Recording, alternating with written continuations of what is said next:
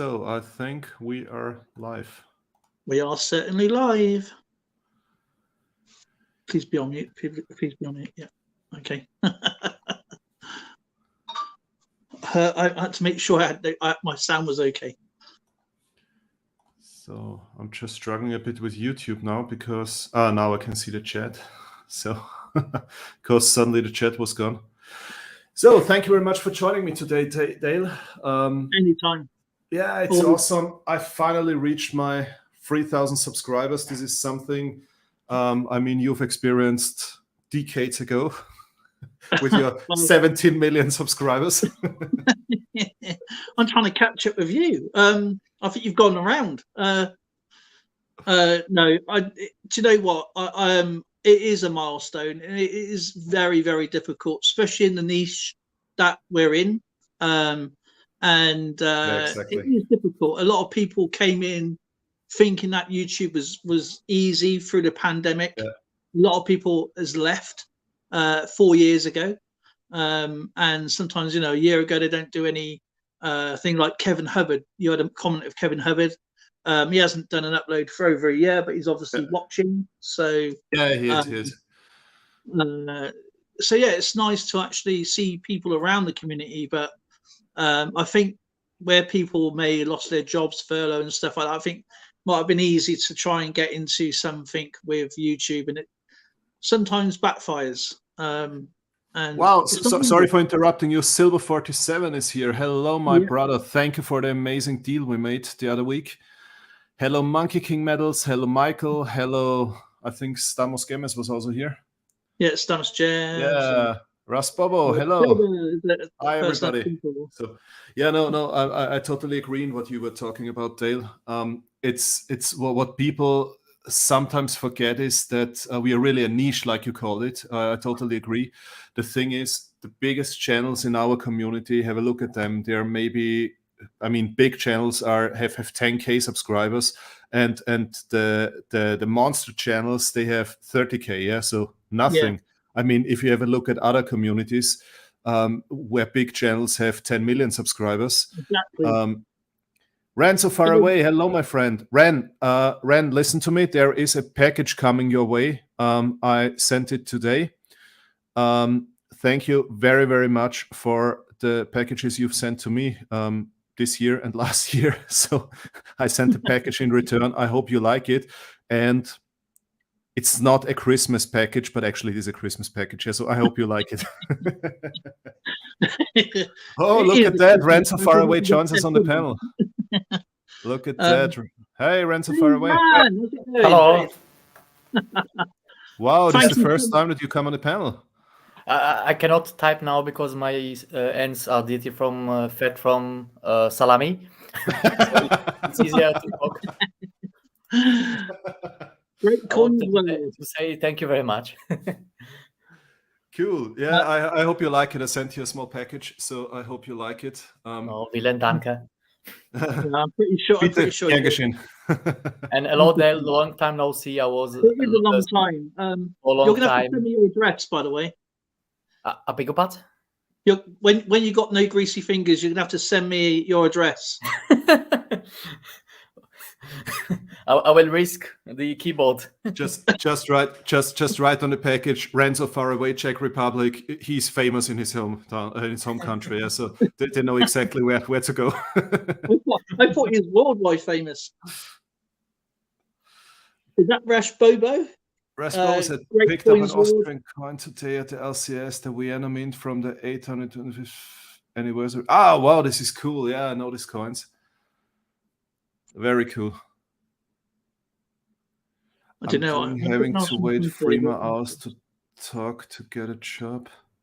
Oh, right. That sounds pretty cool. Money King Medals. Does it mean you have a job interview, or does it mean you already have the job and you start a new job? I'm doing. Anyway, I wish you all the best for it and good luck. Good evening. Oh, look at that. Face reveal. Face reveal. Yeah, sorry. Also said I appreciate all the stuff you said. I'm also doing a face reveal today, yeah. That's his passport photo. Yeah, exactly. That's cool. Well, thank you all for joining. This was on very short notice. I asked Dale whether he has time tonight, and luckily my good friend Dale had time, and awesome that you also here, Ren. Yeah. Because I somehow wanted to celebrate my 3K subscriber milestone because it came so quick now. So yeah, I wanted to share this with the community. I don't know if the community wants me to share it, but as there are 11 people here, it seems like that. So thank you very much for being here, not leaving me alone here. I just done a baddie. I forgot to put the thumbs up. That's the first thing I do into anybody's stream. I always, or videos, just hit that thumbs up, and I just forgot. So let's all cross our fingers for Monkey King medals. Let's send him a lot of good energy and cross the fingers that he gets the job. I'm in exactly the same situation like you are at the moment. I get my salary until mid of next year, but my company kicked out 3,000 people. So I'm in almost the same situation. Yeah. So yeah. I know what you're talking about, so I wish you all the best to get this job. Daryl, hello. How are you doing? Daryl, USA. Man, yeah, I'm looking forward to this topic tonight. It's really hard to explain on a text, you know. Yeah. Dale and I discussed. We wanted to talk about. So I celebrated enough. I told everyone that I have 3Ks, and if you don't know it already, I have 3,000 subscribers. Yeah, who thought that Austrian stacker, the strange Ani accented guy, will ever have 3,000 subscribers? So thank you all very, very much for your support.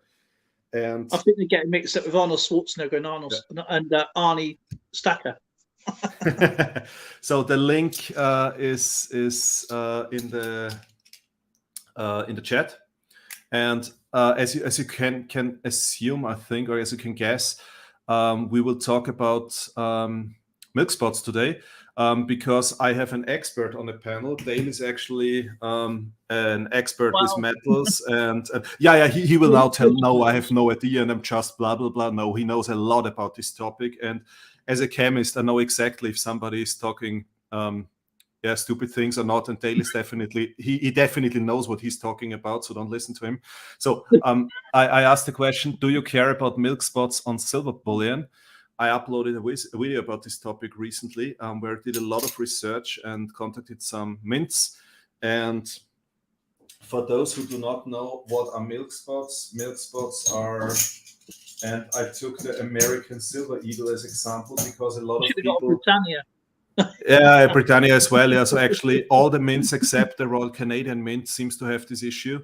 The thing is, I received some comments telling me that there are no milk spots on American Silver Eagle. Not even one Silver Eagle has ever milk spotted. Really, I literally got this comment from 3 or 4 different people. So just to show you, this is how a milk spotted ASE looks like. So yeah. That's quite a bold statement when there's like a couple of people going, no milk spots on any American Silver Eagle. Does that cover all of them? 1 year, a certain year?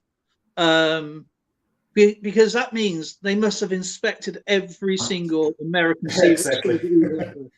So I mean, it's not to blame the US Mint. Yeah, Austrian Mint has the same issue. The Perth Mint on the kangaroos has the same issue.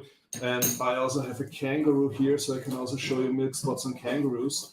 And this is actually today's topic I would like to discuss. And Dale, so here you can see it better, why it's called milk spots, because here on the, come on, I need another camera, sorry. Exactly, all silver can get milk spots regardless. They depending what they were using back in the early days. Oh, here you can see the spots. Would have had some kind of because milk spots is basically polish. But is it related only to pure silver 999 or also to sterling? Yes, all silvers. But mainly silver. Mainly 3 and 4 9's fine.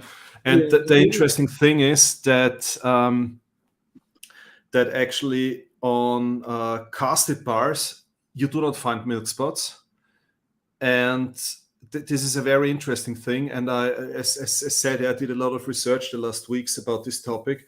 And so it really seems that it's something that's related to the striking of the coins or the striking of bars. So if you have minted bars, then they have the same issue. They also tend to milk spot. But if you have cast bars, they do not milk spot at all. So as Dale said, it's very likely that it's related to the, how do you call it, mold? Where the mold, the dye. The tie, I think it's called, no? Yeah, the dye. Yeah. Where casting is basically what it says on the tin. You know, where something's being stamped to something that's being poured and then released is going to be a completely different process. You know, they get polished up afterwards, but the metal's cooled down enough, so you know it's not going to cause any infractions. Now, when I done non-destructive testing on certain metals, and mostly all metals, I obviously never welded silver. I never welded gold. Didn't have to. But there's a process called dye penning, and if I was to put a dye pen process on that particular coin, if anybody understands what that is, that will bleed out red all over the place. All coins will, because they've been stamped with a process. And even though they're not stamped with heat per se, they're not putting any kind of heat to, once the coins are molded and stamped out as a die, before a blank planchet, as to say, before it gets the image whacked on. Now, I done A-level chemistry. This is a long time ago, but I'm pretty sure Austrian Stacker knows a hell of a lot more than I've done. Forgotten more than he knows. That I will ever do. So, when metal is stamped, it is ripped, and it's obviously friction, and that causes heat amongst the coin.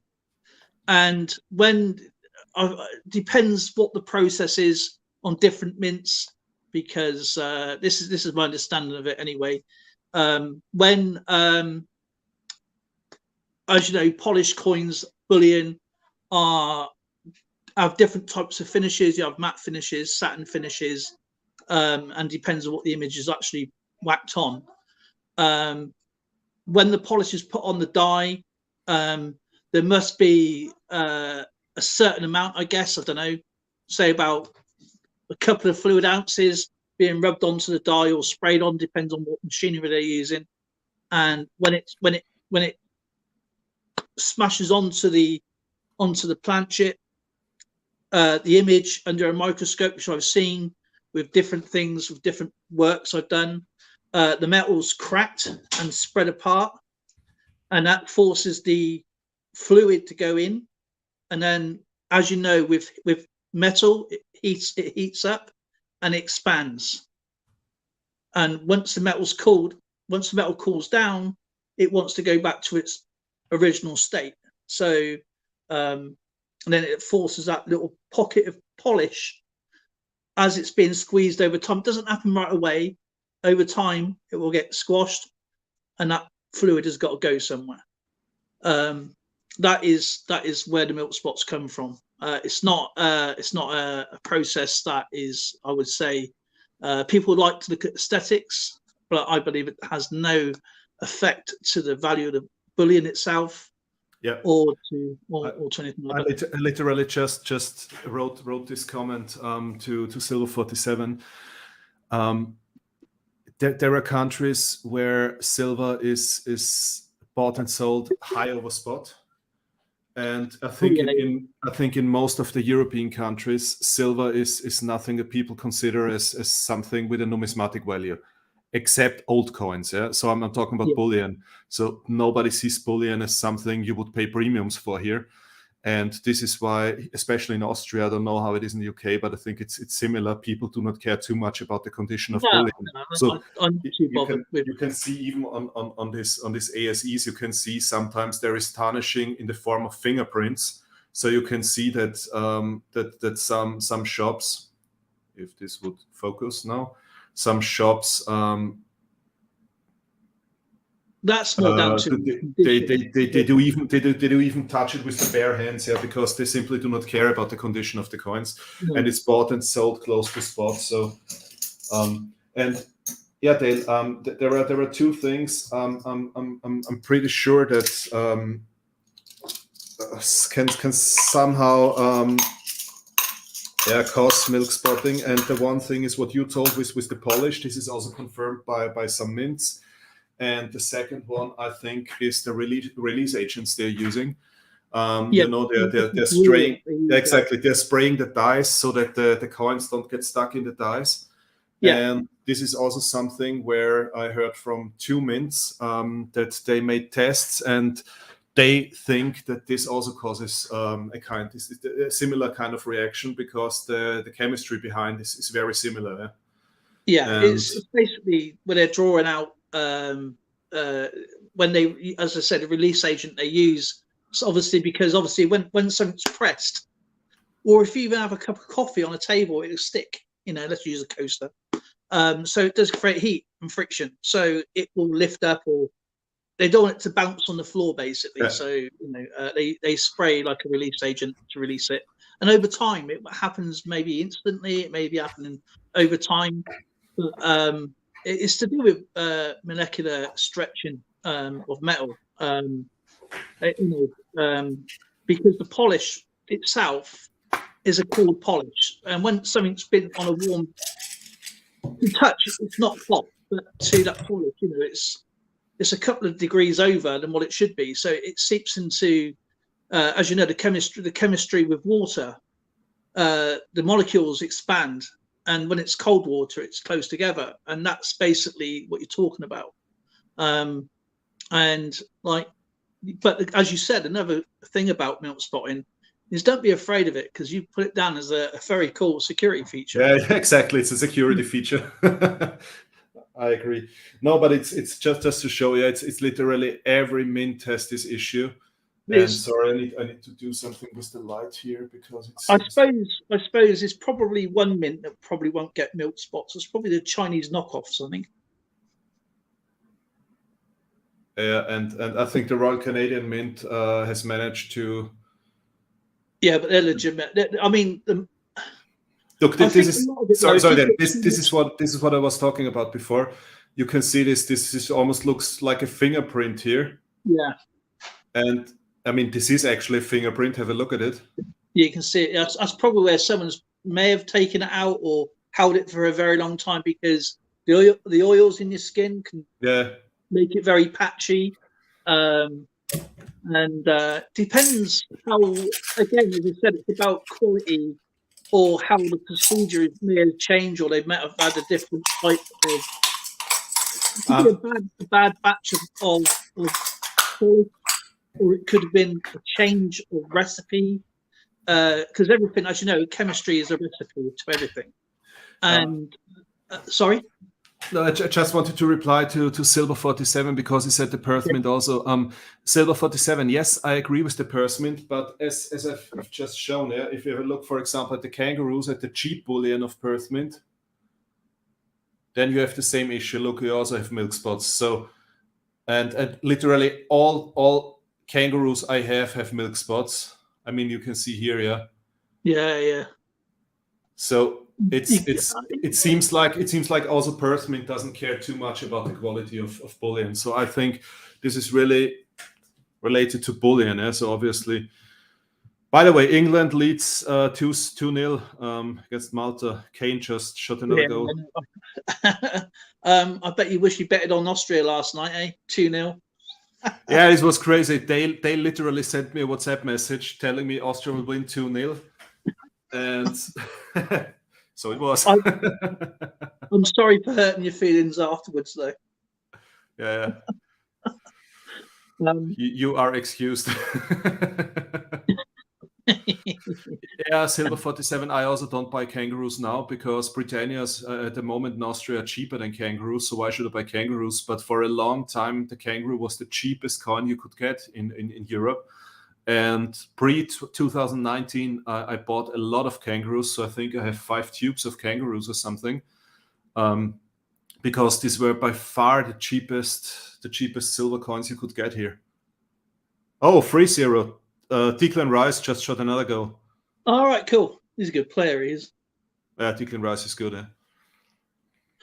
So, yeah, you're going to get it on all the actual. I mean, I don't know the ones from many years ago, but as I said, you know, over time, the polish was probably quality back in the day, and as you know, with lots of companies these days, they're trying to make money, so the cheaper products. And there could have been a bad batch of it could have been old polish that has gone out of date. It could have been a new batch of polish, and it's just got it could have been a spillage. It's down to, as I say, work practices, I guess. You know, you don't know what the operator is doing, whether he's slapping it on, you know, like trying to paint a fence or something, and it should be only like a tiny amount. Because you know some of them look very, very patchy, and some are really severe. And when you're buying a product, yes, you want it nice and gleaming, and you know, like with anything. And I think that's the problem. I think when you're buying silver, you're looking at the quality of the, you know, the you know, you want a nice shiny product. Yeah. But when you've got something with an image on, the worst you can do is put more polish on it, because you're just making it worse. Yeah. You know, but if you're just like what you guys do is obviously you're stacking precious metals for a reason, and you know, it's an alternative to cash. You know, you're doing it for a long-term investment. It shouldn't really be effective with milk spots, because but when you want a really, really nice looking coin, I get that. But me personally, I'm not too bothered with milk spots. It's not like it's an old coin or it's damaged or in any way. But I think people like aesthetics than you know. I don't know if that's agreeable, or you know, if there's any questions of that. But milk spots to me is not an issue. It's not an issue. But yeah, I find it that that a lot of people do get worried that are they buying a genuine coin, and is it why does this happen? Because a lot of people don't know why this happened. It's not a very well known topic, to be fair. It's only like. Yeah.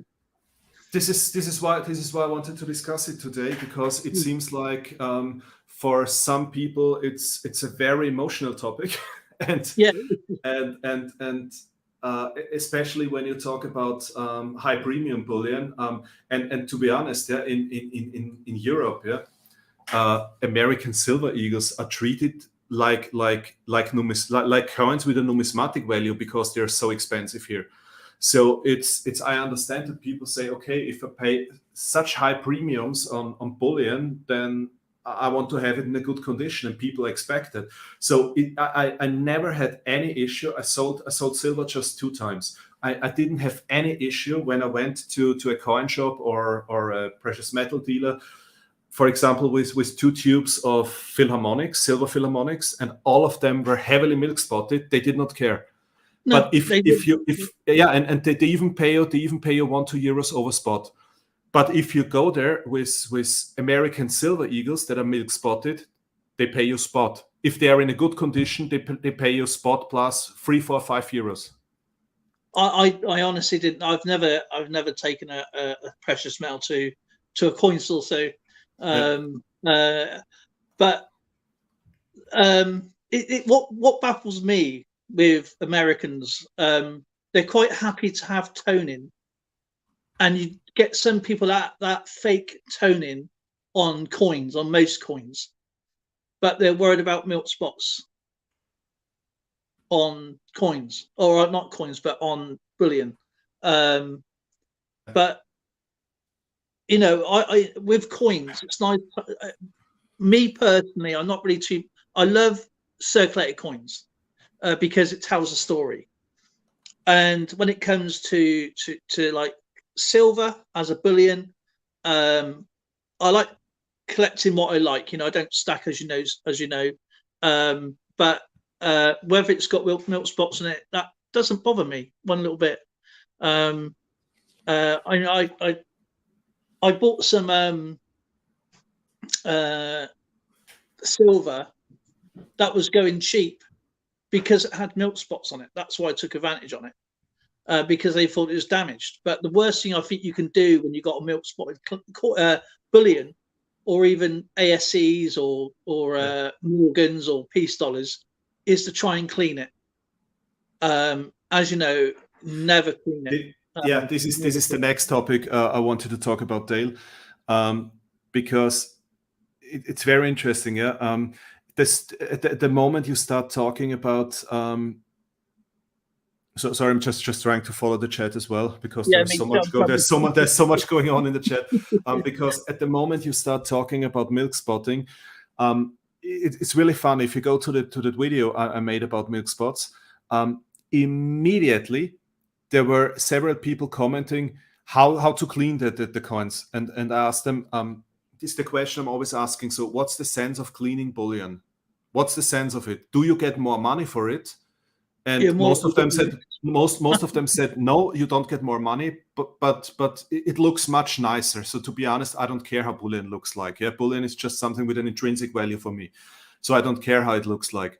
It's nice if they don't milk spot. If they milk spot, I don't care, because I will clean for at least 20 more years or 25 more years until I get retired, and then I will sell it. So I don't care about the condition, because the silver price hopefully will go up until then. But so the question is, why do so many people think they have to clean coins if they milk spot? Do you think it makes any sense to clean, or the chat, all the people here, do you think it makes any sense to clean coins? I'm talking about bullion. We're just talking about bullion. Yeah. Okay. You understand chemistry, and you understand that polish is a solution. So the only way you can clean a solution is with another solution. So you're more likely to damage the bullion and wear it down, and destroy the image, or whatever the image may be, to actually keep it as it is and then sell it on later on. They know you're going to get your money back. That's probably the only reason. But I would never ever clean a coin, any kind of bullion, unless I pour my silver where it needs cleaning, and I do everything by hand. I don't put it into a tumbler like a lot of people do. Everything is by hand and sight, and because and everything is polished. So it could be, and of course it's cool. So there shouldn't be any milk spots in 20 years' time with the silver I pour, because the metal's already been cooled. When it's being pressed, the molecules of the molecular structure of that coin has basically been pulled apart, so it creates heat or friction, which causes the fluid to heat. And when it wants to go back to its normal state again, after it's been pressed, and of course, as you say, with the I can't remember what it's called now, with the other fluid been put on, which obviously could cause another release agent, or what? Release agent, that could cause another reaction. But I still, again, I urge, do not clean anything. It is not worth it if you're into an investment type, or even if you want it standing out in a display. It's not, as I said, it's nice to have a nice shiny one, but if they've made these day in, day out, you're likely not to get a nice shiny one. Probably depends who's working on the day. They might only put a little bit on, which gives it a nice finish, or it could be someone putting a massive blob on, which causes that later on. Until we don't really know what their work processes are, whether it's injected or it's put on by hand. And this is the next interesting topic, because during the research I did for my video, I found an article on it was not on Perth Mint's homepage. It was on in a kind of numismatic forum where actually an expert from the Perth Mint. This was like a Q&A with an expert from the Perth Mint. And one of the questions, of course, it's always when you talk about bullion is milk spots. And he said that pre-1988, milk spots were unknown. Yeah. So the first milk spots appeared in the year 1988, obviously. And this is the year when all the major mints changed their production processes. And he was not willing to say anything in detail about the changes in the production process and so on. But obviously, something must have been changed in all major mints that year, because I found this interesting, and then I did some research, and it's really pre-1988. You cannot find anything about milk spots, and then 89, 90s, 2000s, you find tons of articles about milk spots. So very interesting. That's got to be down to because there might have been a company that made a really nice polish, you know, and then like all companies, they try and buy something that is similar at more or less expense to make more money. So the solution itself could not be up to scratch. So who knows? I mean, what happened after there?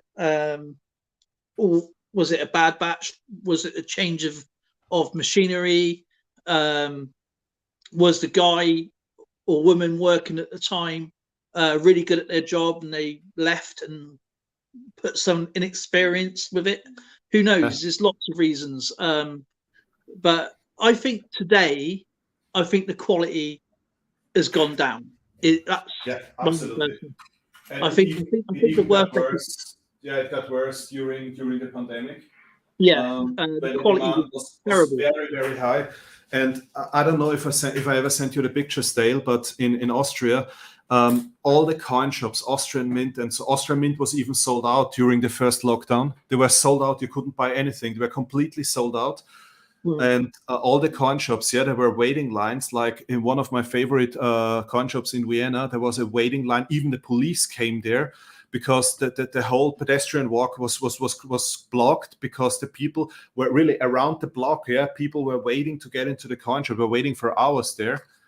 And this is when the demand was so high. And you can also have a look at the mintages of the bullion coins. So during the first and second lockdown, the production numbers went up dramatically, and this is when they completely stopped caring about quality. This is my theory. Yeah, they walk them out the door as soon as they can make them. So it is down to quality and down to personal work ethics, I guess. We get that in all jobs. You know, I've seen people doing at my job going, oh, that'll do. And I'm not a sort of that'll do attitude. You know, I do it because I get paid to do it properly. Oh, look at that.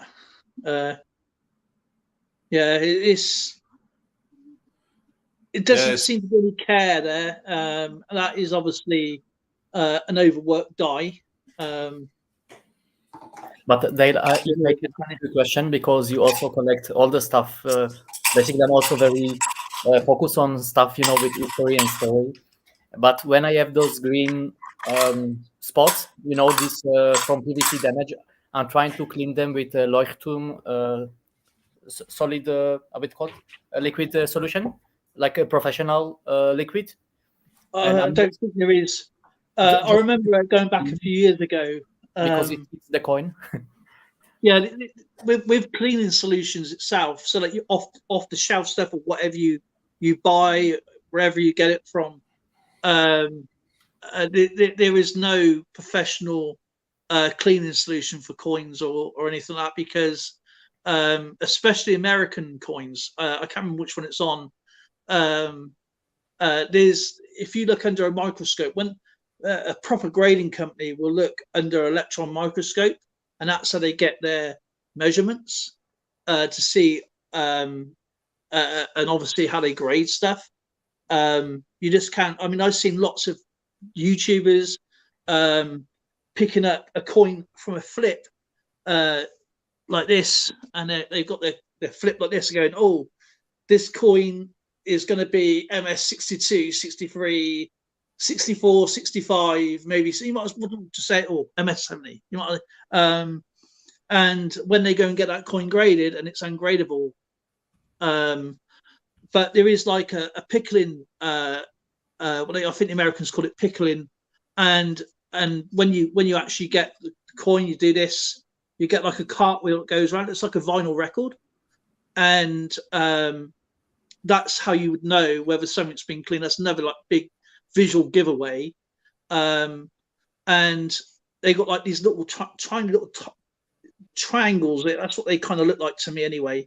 And once you dip it into solution, the acids in the solution will actually flatten that out. And when people actually go around looking for the cartwheel, I don't know if I can see it through this one, but if you there's nothing wrong with this one here. You get like a cartwheel, the light, and it will go all distorted, and if, that's a bit dodgy, you know. But there was a lad going back, must have been about 2014, 15, and in the chat, going back at the time, he had a Kew Gardens, and okay, it's not a precious metal coin, but it is one of the most coins that everybody wants here in the UK, and it's a $300 coin if you was to sell it. And he goes, I'm going to put my coin in this solution to clean it.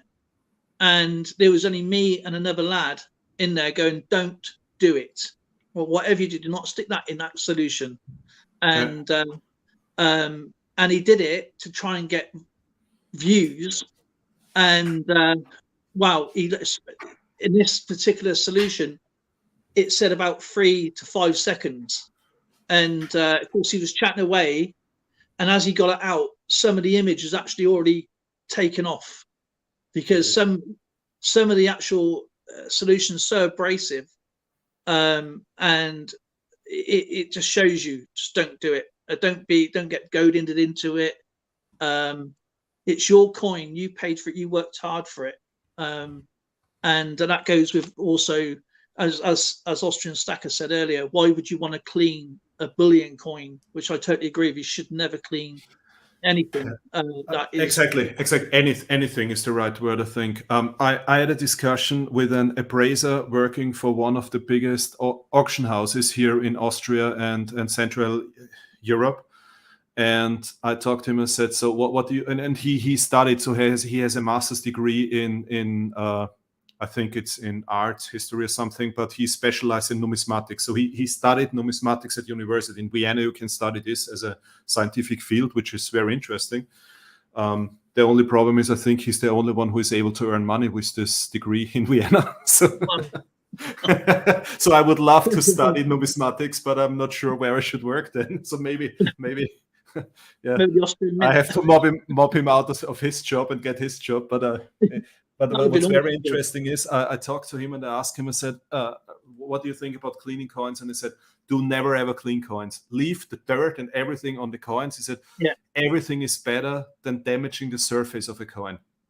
The dirt becomes the coin's DNA. Yeah. That's what he said. The tarnish and so on doesn't matter. He said at the moment you are scratching the surface or chemically destroying the surface, the coin lost its value. He said real numismatics, especially old copper coins. A lot of people doing these YouTube tricks, with ketchup and clean copper coins. He said. Yeah, exactly. He says whenever he sees such a coin, he refuses to accept it. Yeah. So he said, never ever destroy the surface of the coin. What is some coins? Christopher McCormick, thank you very much for stopping by. Christopher, thank you. Yeah, thank you for stopping by. Have a great weekend. Thank you very much. Thank you. Silver 47, thank you so much for stopping by, brother, and thank you for being such an amazing friend and community member, and thank you for the great deal we made.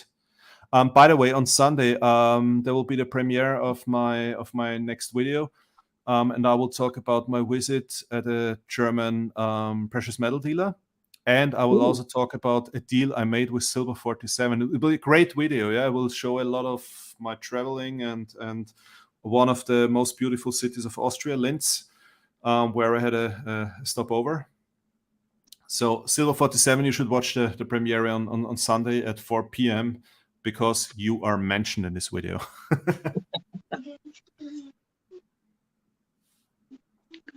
And that a beautiful sticker, guys. This 2K one's really good, but this one's, I think, I just want to mention that all of my stickers are designed by Space Pirate logos, and Space Pirate came up with the idea of integrating the Austrian flag into my 3K milestone sticker. So actually, he came up with this idea, and I can just recommend him. Yeah. So if you ever need a sticker design, Space Pirate has fair prices, and he's very quick, and he's really creative. Yeah. So usually, I just tell him. He also designed the Team Fractional sticker. I just told him, the only thing I told him is that, look, I have no idea, but it should be an explosion. He came up with this sticker. Yeah. So the only thing I told him is, I want an explosion. I just want to know, because what I was actually going to do, I was going to say congratulations on your 2K. You know, he's been purged again, another 1,000. So. But no, I didn't want to be that cruel for what happened to you before. But no, I thought I'd build it up like the one, you know, your first one, 2K, 3K. So yeah, I'm proud of you. Actually, I'm really, really proud of your work you put in, and the information and the fun you give us all. Yeah, thank you very much, Dale. I mean, I think I explained it several times, but I want to repeat that. My channel is not monetized. My channel is not sponsored. My channel will most probably never, ever be monetized or sponsored. And I think we are following a very similar philosophy. We want to have fun, and we want to enjoy the community. I'm here to learn. And thank you to everybody and yeah, everyone who gave me the chance to learn from them. There are so many great people in our community. And very often I read something in the comments, and then I'm sending emails to people asking them, hey, you said this and that, can you explain that? And you can learn so much in our community. Like the discussion we had now about milk spots and so on. Yeah, so one is an expert for metallurgy, and another one is a chemist, and the next one is a doctor, and the next one is a lawyer, and so on. So we have so many great people we can learn from in our community, and this is why I'm doing this. Yeah? It's about the community. And I like to share my stacking journey, because the reason why I started sharing my journey was because I saw a lot of channels where I thought, oh my God, if people are watching these channels, they think that stacking is just something for rich people. And I'm not rich. And I think 99% of our community are not rich. So I thought somebody who is always stacking on a budget and who has to save every single euro to be able to buy precious metals should also share his journey. Because what I saw is people showing 10 ounces of gold here, 5 ounces of gold there. I bought a monster box. I bought 5 tubes. This is what you were seeing, all these full stack videos with 6,000 ounces of silver and so on. This is not the normal stacker. Yeah? The normal stacker is stacking on a budget, like you, like me. And this is why I wanted to share my stacking journey, because I think I represent 99% of the community who are hardworking and stacking on a budget. Well, you know what I do. I have a £20 budget a month. That's it. And as long as I get some silver out of it, you know, as you know, I like collecting the old stuff, and if I can get silver, I would. I get it now and then, but when I get it, I know that's it. Because, you know, I have to collect Austrian coins now, thanks to Austria Stacker. And around here, German. I've got so much German stuff. But yeah, it's fun, and that's what it's all about. It's not a race. It's not who's the biggest and baddest. It's about enjoying your collection and how you got there without actually being in debt. Don't get in debt with a collection. It's not worth it. I mean, I heard people talking about buying because they said, I read it in some comments, yeah, and then I got in touch with these people and asked them, do you think that's smart what you're doing? Yeah, and they told that they are buying bullion by credit card, and then they're paying off the credit card debts. And I asked them, I said, look, how much do you think will the price of silver go up over the next 5 years? And you're paying, I don't know, 10, 12%, 8%, whatever, on your credit card debts. So do you know how much the silver needs to shoot the moon before you make money with it? Yeah, because if it takes you months to pay off your credit card debts, then you lose everything you're making with your silver. So it doesn't make any sense. And the other thing is, a good friend of mine here from Vienna, and I know his budget very well because I know this guy for years, yeah, for a very long time. And he saw in one of my videos, he saw the Queen's Beasts Completer coin, the gold coin. And he told me, I will also go and buy a coin now. I said, hey, cool, great. What are you going to buy? And I thought he's buying a Ducat or something, or a 10th ounce or a quarter ounce coin. I said, oh, the Queen's Beast Completer coin. I said, this is a 1 ounce coin. And I bought it because I got a bonus payment. This is the only reason why I could afford to buy it. I said, yeah, no, I need to have it. Good. He bought it. And literally 1.5 months later, he sent me a message and said, please, Guy, you need to help me out. You need to buy this coin. I said, sorry, I don't know what it was at that time, 1,700 euros now. Why? It's an emergency. I need some money for my kid and for school and so on and blah, blah, blah. And I overspent when I bought this coin. And then he sold it with a loss of 150 euros. Crikey, that's a lot of money over time, that is. Yeah, and this is exactly why I'm always saying, don't overspend, spend according to your budget, don't spend beyond your financial abilities, and spend carefully. Yeah, you just should buy precious metals with money you do not need at the moment, yeah, and you will not need the next years. I just want to answer Monkey King Metals' query there. His question. How much can you get with 20 pounds? How much? The thing is, it's not what you're going to get. I used to, because I don't live near a coin store, I found a silver store near me. But did I send you the link to the silver place? The website was down for a little while, but I think it's back up. Yeah, I remember that. Yeah. Well, they did it's the same company, but the website is actually cheaper. So it's not what I get. It depends what I'm looking for. Like the other day, I found an 1862 Virginia Confederate banknote, and I seen the similar one going on auction for about 40-50 pounds or $50, where I actually bought one for 18 pounds. A lot of it is down looking at independent coin stores online and spending a few hours just searching. And a lot of these coin stores, and I've said this many times before when I do my coin purchases, like phone them up. More or less 9 times out of 10, they have coins in the back room that they cannot sell. Exactly. And there's a company in Glasgow. There's a coin store in Glasgow that I just found, and he's pretty reasonable. But it's a live site, and you got to buy the coin there and then. There's no waiting around, because it just comes up with sold. You ain't got time to look. Mm.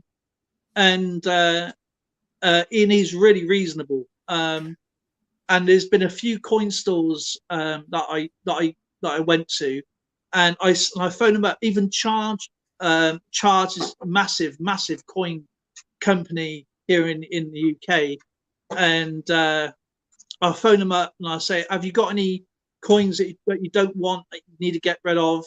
And I said that I'm not really too bothered what it is. Can you just send me? I've got £20. They'll either give you free posting, or they'll send you a little bit.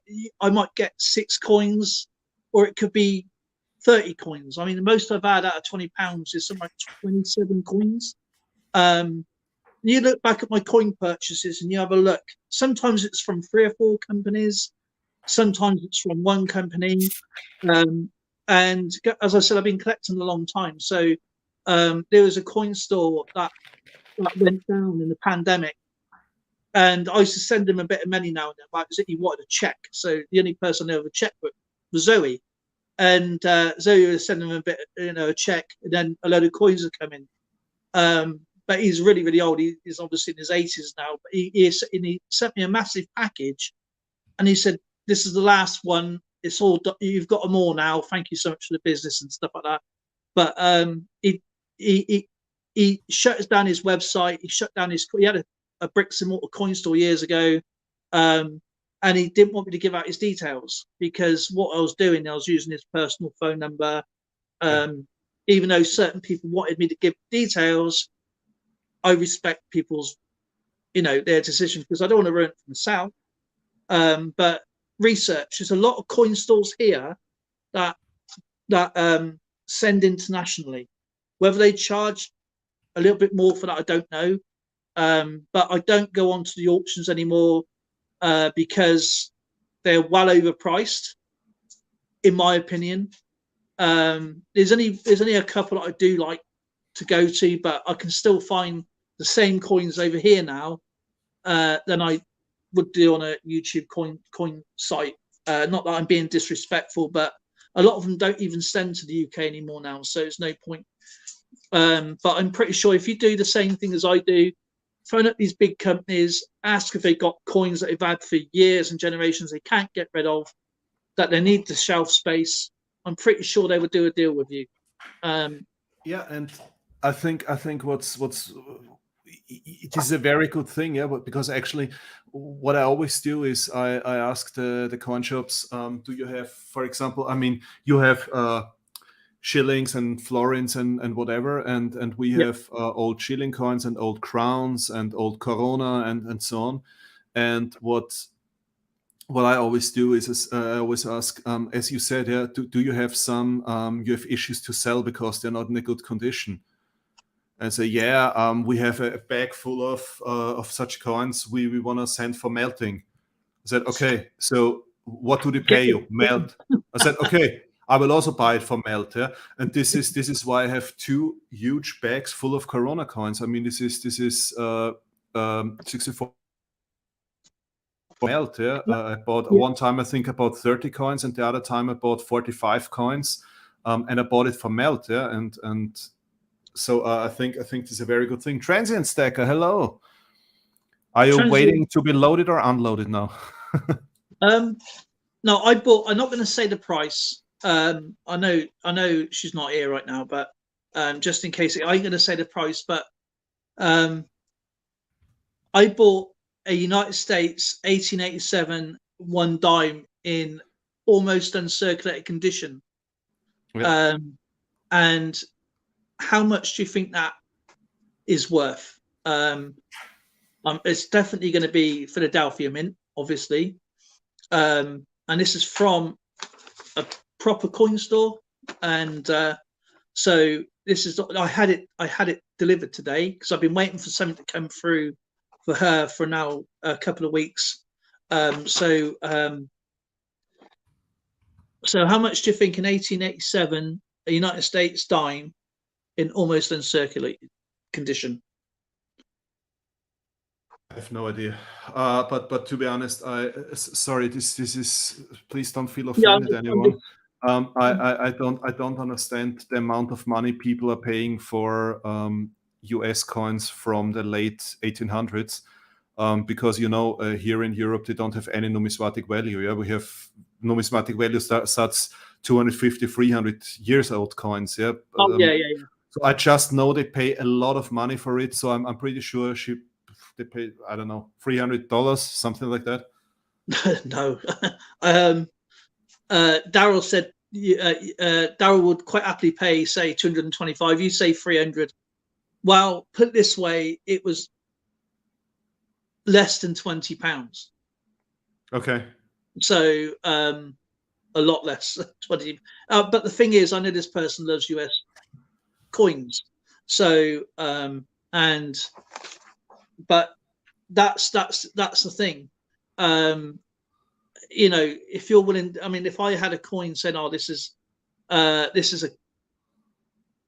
US coin, and this is the thing," I know our coins over here is governed by the BNTA, which is the British Numismatic Trade Association, and they have to follow rules. And they have to follow rules, whether it's internet or bricks and mortar buildings. And you think you've overpaid for something, they have to play on a level playing field.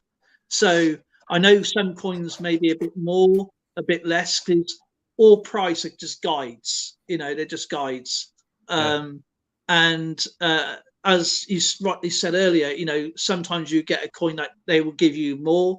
Sometimes coin stores may give you under spot for silver rounds, because it depends where you buy it from, where you sell it from. It is a game, and it is a fun game. But don't be fooled into buying something because somebody else has bought it. I bought this as a surprise gift for somebody, and I had that delivered today. And as I said, I'm not sure the regulations in the United States or Canada or anything like that, but if I feel happy I've overpaid for something, I got every right to phone up the BNTA and query it. Or if that fails, we also have trading standards. That's also an interesting topic, Dale, because maybe one of the people from the US can answer this. I'm always wondering that especially in online auctions, like they just mentioned, people are paying sometimes ridiculous prices for coins. In Austria, if you are a registered coin shop, you cannot just try to find an idiot who buys. I mean, not saying that people who are buying this are idiots. A lot of people say, no. I'm buying this to support the channel, whatever. I respect all of this, yeah. But in Austria, a coin shop cannot just say if somebody is stupid enough to pay, I don't know, 100 euros for a coin with a value of 2 euros, then I'm happy and take the money. He's not allowed to do this. Because the person could sue the coin shop and claim the money back. So it's regulated.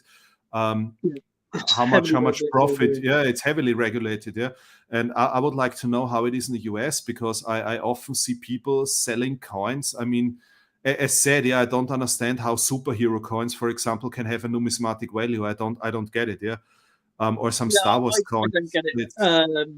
There's some things that even raises my eyebrows, and I've seen a lot of stuff, and I'm thinking, man, you're really paying for that. There's me. I'm forever supporting channels.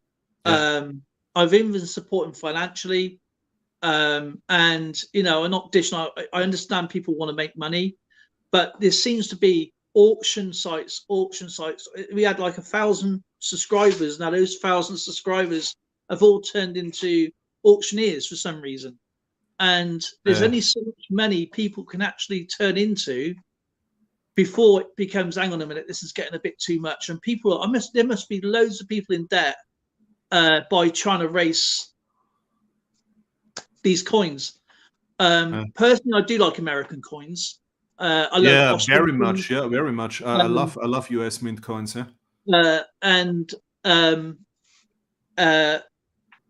It's a shame that people don't do research, and I'm fed up of being called the bad guy, because I'm bringing down 9 times out of 10 people back down to the ground and saying, look, this is not worth this. What you paid, you could have got 3 of them for that in better condition. But it's their money. Who am I to say what they shouldn't spend their money on? All we're doing is just do some research. There's no obligation to buy something. I understand the argument that, and I recently I think it was a month or 2 ago, I was in an auction, and a guy from the community I know very well for a long time now bought a coin. And I afterwards sent him a message and asked him, said, look, I just would like to understand it. I mean, I know that you are knowledgeable, that you know what you bought and you know the value of this coin. why did you pay so much for it? And he said, yeah, I wrote a statement on my PayPal transfer, and I said, buy a daughter a birthday gift because I know that this guy's daughter had birthdays. So, okay, this is behind, yeah, absolutely valid, yeah. So if you see it as kind of supporting a channel, then it's okay. But what I'm afraid of is, and I had some discussions with people where I thought they really think the coin has this value because they bought it from an auction, in an auction from a big channel, yeah. And I think some people think these are market prices, and then I hope if they ever have to sell it that they get their money back. But I think this will be a disappointment then when they find out that these coins actually do not have this value. They paid for it. It's heartbreaking because I love this hobby, and I met incredible people, but there's been a lot of people that's been turned off by the hobby through greed, and I understand people want to make money, and I understand, but just be careful. Do a little bit. Find out what that person's buying, and ask that person, can you send some really clear pictures of everything? And my question is to the auctioneers and people is that when you say like I got this coin from Sheldon, right? Okay. He sent this to me as a gift. This is a 1923. I think it's a Morgan dollar. I think it's New Orleans, if I remember rightly. And it's absolutely in fantastic condition. But it wouldn't be worth me getting it because there's no point me getting, this is actual topic we brought up last time. I don't want to get this coin graded because it doesn't matter over here. Yeah, exactly. But to me, that's a fantastic gift. It's just something because I got my US collection here and it fell out. So there's my US. This is some of my US collection, and it fell out the top there. I got all sorts of stuff in here. As you can see, I absolutely love my US collection.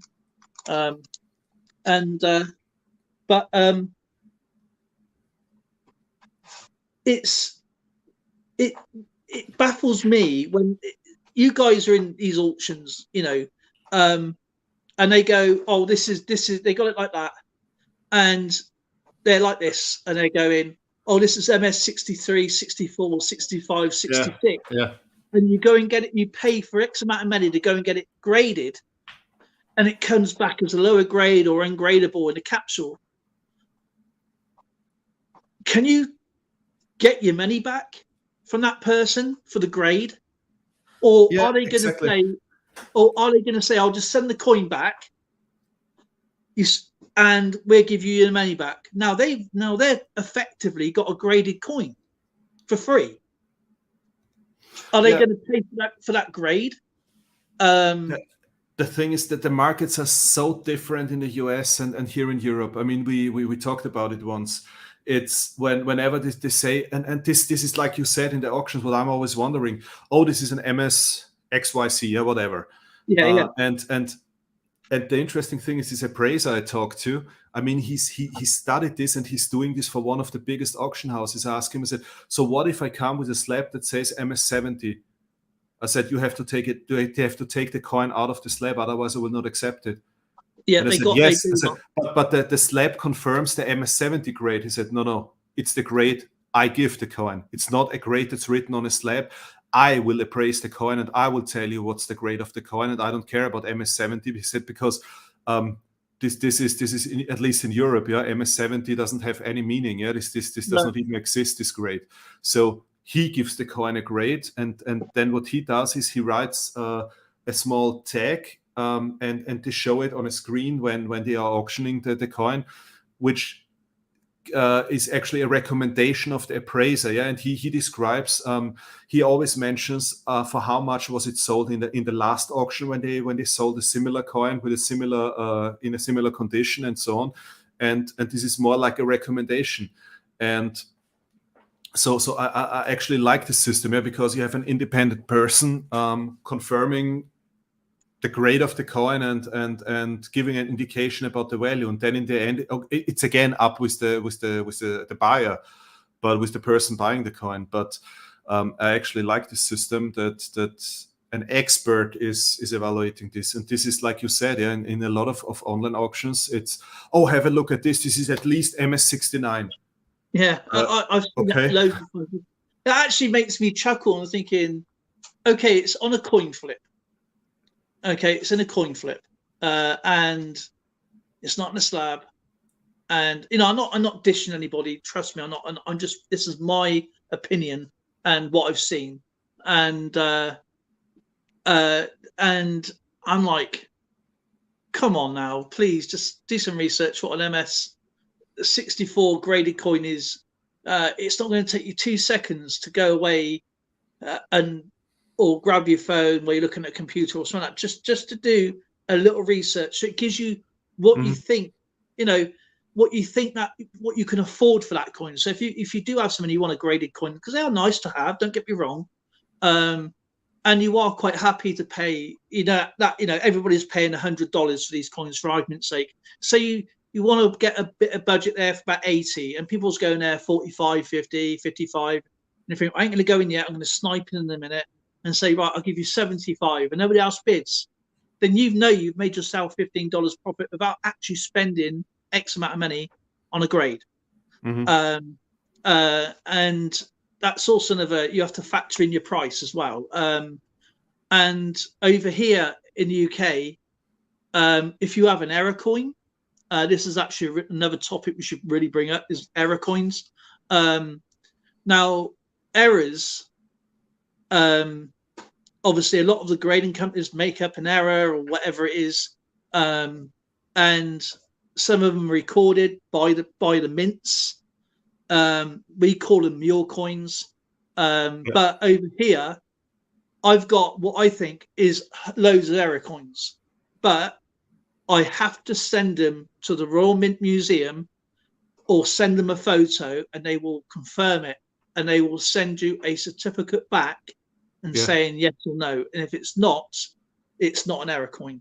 Yeah, exactly. And this is, I think, the major difference. Yeah. So if NGC, for example, writes on a slab that on a label that this is an error coin, actually the appraiser from an auction house here wouldn't care about it. And another topic I think that's very interesting is, and what I would really love to do is, I had some discussions with one of the major auction channels in our community, and I told him, I said, look, I do not understand, for example, this superhero coin hysteria that's going on. People are really, they're completely freaking out as soon as you show them a superhero coin. And then they are paying, I don't know, like $200, $300 for a 1 ounce silver coin. I think I know who is it. No, please don't say the channel name. Okay, sorry. and I said, please send me. I will take the risk. Yeah? So if the coin gets lost, I will pay it. But please send me such a coin, and I would like to do a video. I would like to go to all the coin shops in Vienna and in Hungary, Czech Republic, Germany, and so on. Show them the coin and say, I'm talking about real people dealing with numismatics, yeah, and asking them, how much would you pay for this coin? And I bet 10,000 euros that you will not find one single coin shop here in Europe that's paying you more than maybe spot plus 20%. That's good to get even 20%. To be honest, I don't think it's going to. I don't think it's going to be 20%. I really, I mean, it's always so interesting to see. I had a discussion once with Stormy. I said, Stormy, you're frequently publishing prices for what coins are sold in the US. Is this serious? Yeah? And he said, yes, people are paying this amount of money for the coins here. So it's really crazy. And then, for example, I have this one limited edition Boba Fett Star Wars coin, and I got it as a gift actually. Yeah? I got it, and I checked because I wanted to know the value. I thought is the high high price numismatic thing. No, actually it's not. And then immediately after I showed it in a video, I got an email from a friend of mine from the US telling me, I will pay you 170 euros for it. I said, what? You can buy it in Europe in at least 10 different places on the internet for maybe 50 euros. Yeah, 45 euros was the price at that time. I said, no, you're completely crazy. I could sell it here for 250. So I pay you 170 or 180, and then I will make a profit. I said, what? 250 for a coin that's sold for 45 euros here in Europe, but it's limited edition, blah, blah, blah. I said, yes, but it comes from New Zealand, yeah? But still, I mean, here in Europe, it's sold for 45 euros, in the US for 250 or something. It is nuts. I mean, well, look what you did to our non-bullion coins. Croupo nickel £5 coins, what you did. Yeah.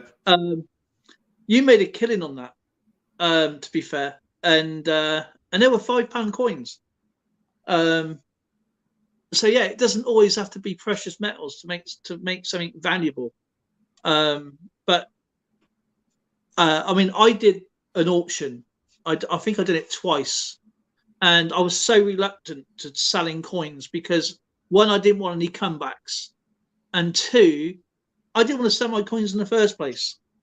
And because it took me a long time to get my collection, and so what I did, I sold my coins at what the bottom value was. I didn't say, oh, this is graded. I goes, these are circulated coins, and that's how I sell my coins, because then there's no gimmick or exploitation.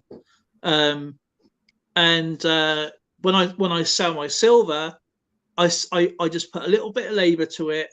Hello. A little bit of the cost to obviously the SA thing, and a little bit to the postage. That's it. I think what I do is a fair price for what I do. But I think you just got to be not try and outweigh yourself. I think, but it will. I think some people may start going now to coin stores, because even if you've got a big coin store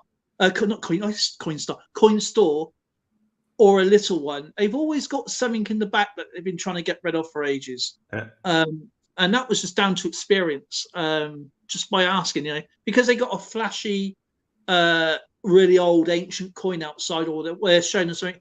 It's a bit intimidating, but they want to show their best stuff, not going to show their old stuff. It might have a lovely, nice ASC, get these now before they run out and stuff like that. But they've put their best stuff in front. They've forgotten about their older stuff. It's just worth phoning them up. It doesn't matter which state you're in, which part of the United States you're in, and just phone around. Just, you got the internet. The rules keep is at your fingertips. What I don't understand with all the things is, and this is a question I'm frequently asking, please. Will people I mean, now there is a hype, yeah, and especially the US market, I think, here in Europe nobody cares about this Star Wars and Ghibli and Mike Tyson and whatever coins. So here in Europe it's impossible to sell this for such prices. But what I'm always interested in is when I see this in the US, yeah, and this is also a discussion I once had with Celibate Metals, and I asked him, I said, look, whenever there is something new, people are running and buying it, yeah, for very, very high prices, yeah, but they are running and they're buying today Star Wars, tomorrow superheroes, the next day they are buying Mike Tyson special, whatever, blah, blah, blah. The next day they are buying a James Bond. The next day they are buying this and that. Okay, Austrian? Yeah, thank you. And Kiss and Queen and all the rock and roll bands, the whole rock and roll Hall of Fame and so on. Yeah? So every day something else, and for everything they are paying massive premiums because it's limited.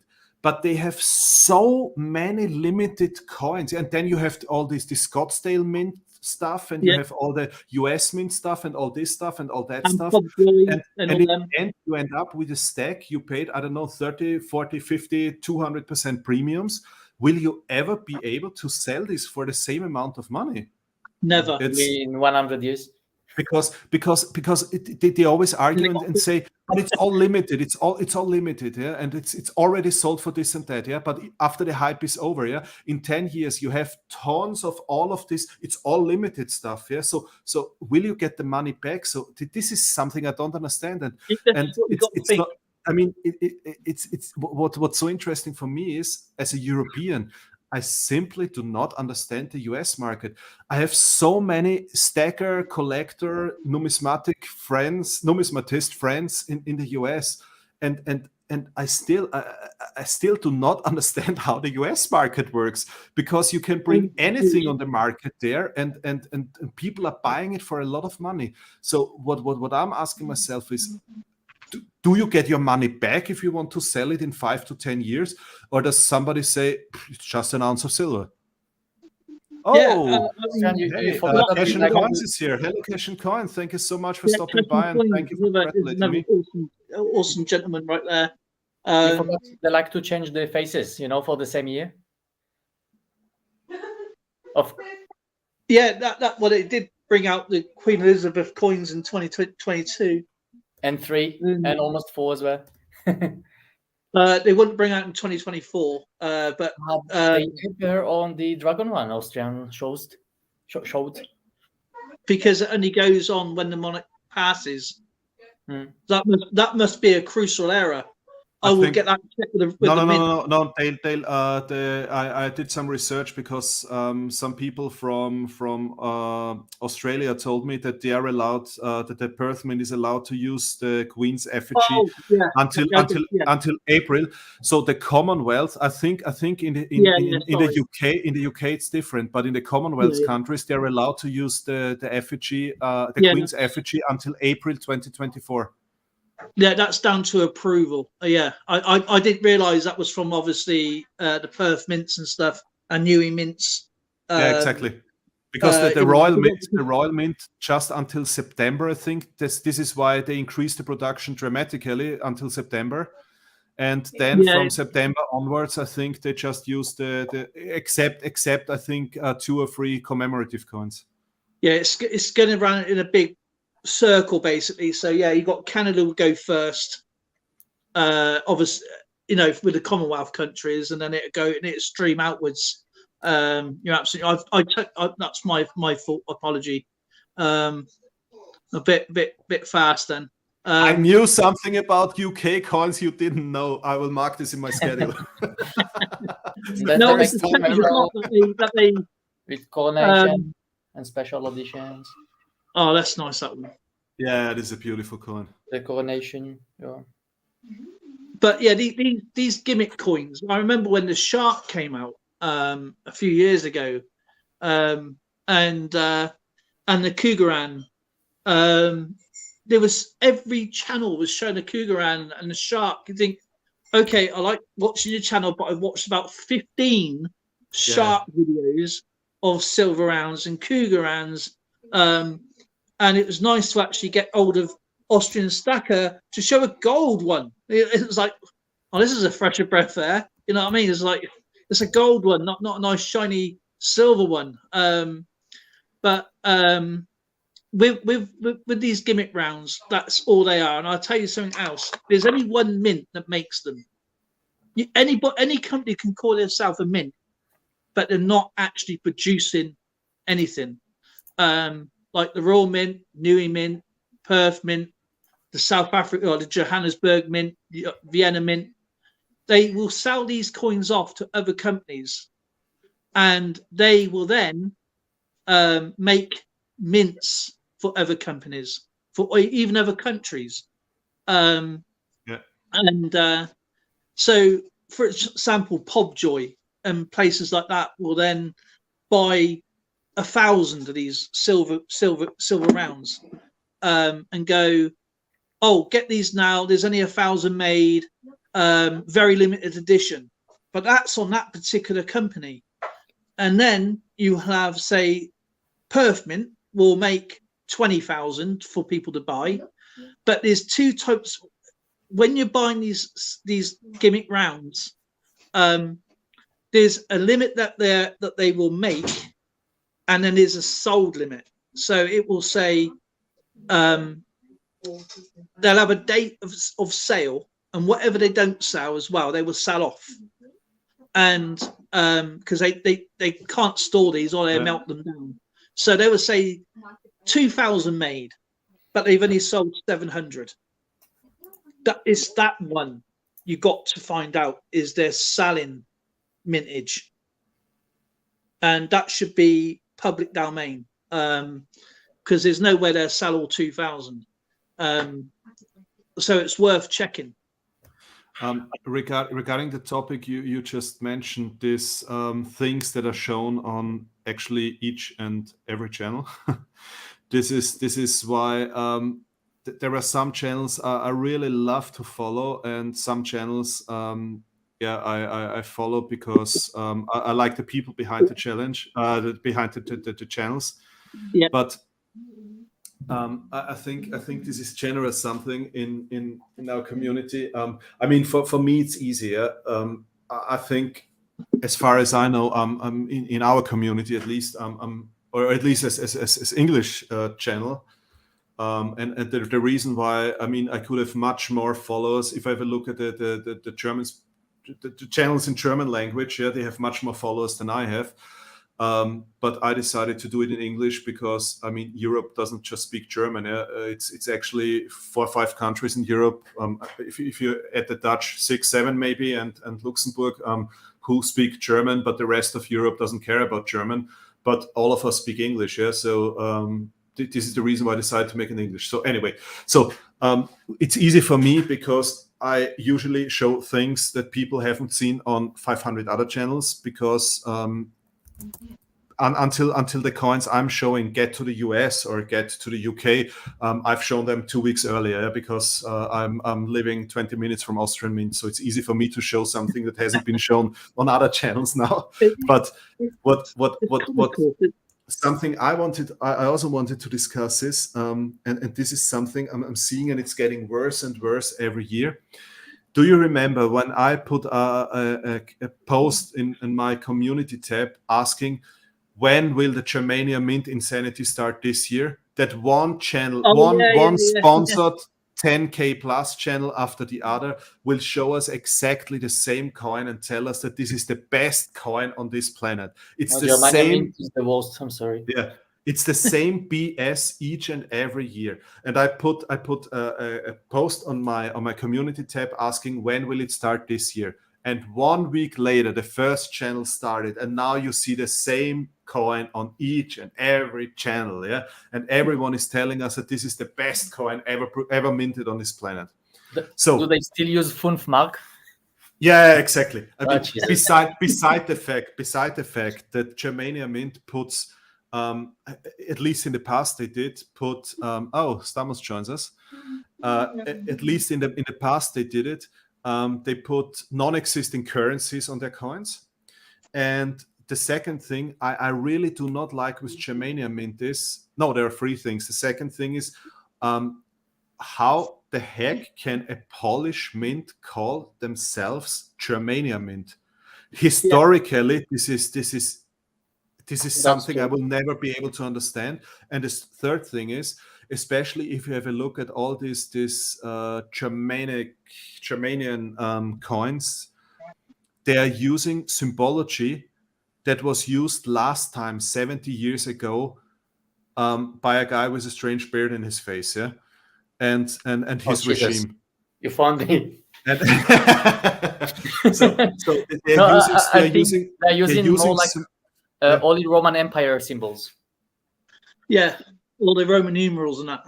Like the Germans. But also the things with the things with the runes and all the things. Sorry, the last time when we, Austria and Germany, yeah, and we are the countries responsible for all the shit that went on in the 1940s, yeah, late 1930s and 1940s.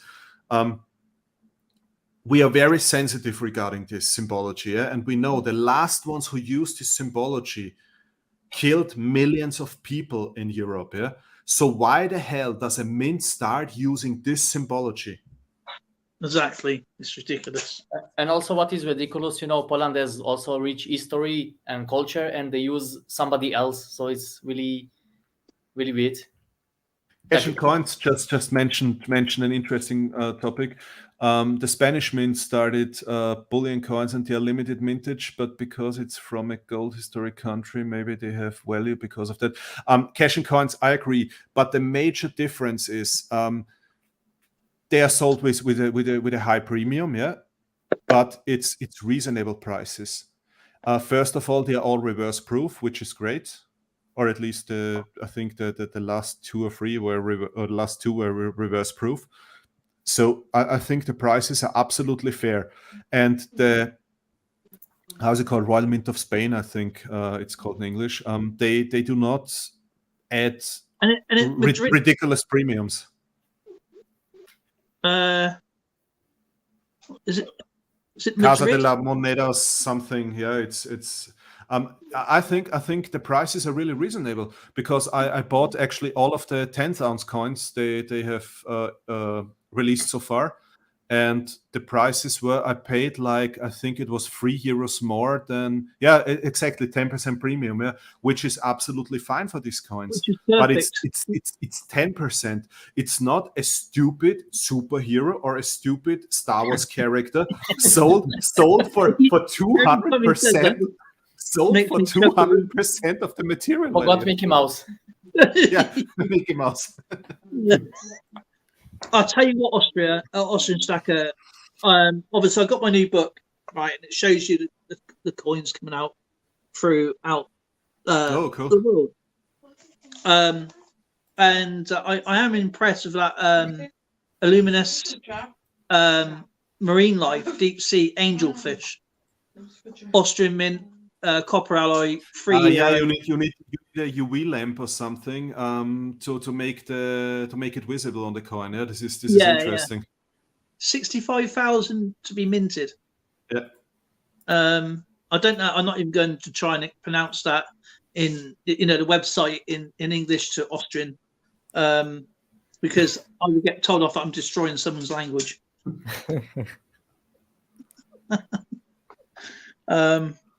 But yeah, that looks pretty cool. It's my favourite coin on there at the moment.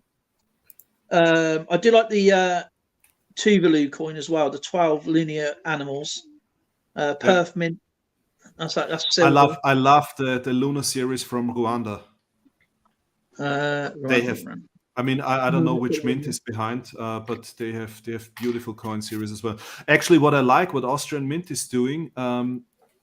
They have something going on now, which is called Austrian Mint is coming to your place. So they are they're traveling through whole Austria with a truck, and they go to a square in the city center of each of the 9 state capitals of Austria, and they are there for 1 or 2 days, and they're opening like a pop-up store. Yeah.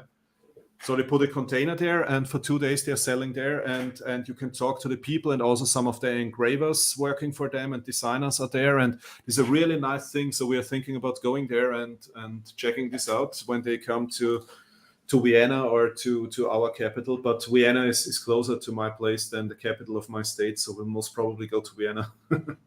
Oh, they got to go to Vienna, haven't they? Come on. Yeah.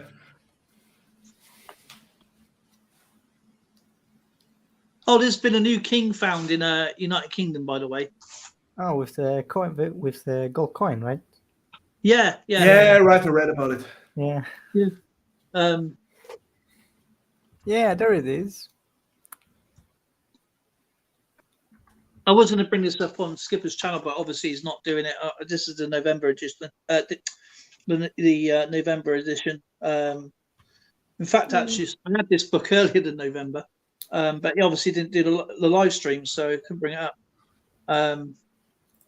And he sold the coin for £20,000. So there you go. For what? How much was that? It's a little gold coin, and he went up metal detecting. Didn't know what it was. He had it checked, and it was a lost king. and he sold it for £20,000. So, what was the name of the king, though?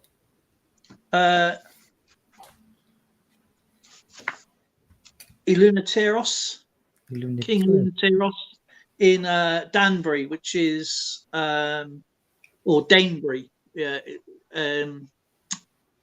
What's the years? What was the year? I think it was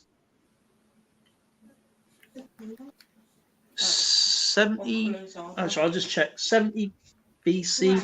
It's quite old. Indeed.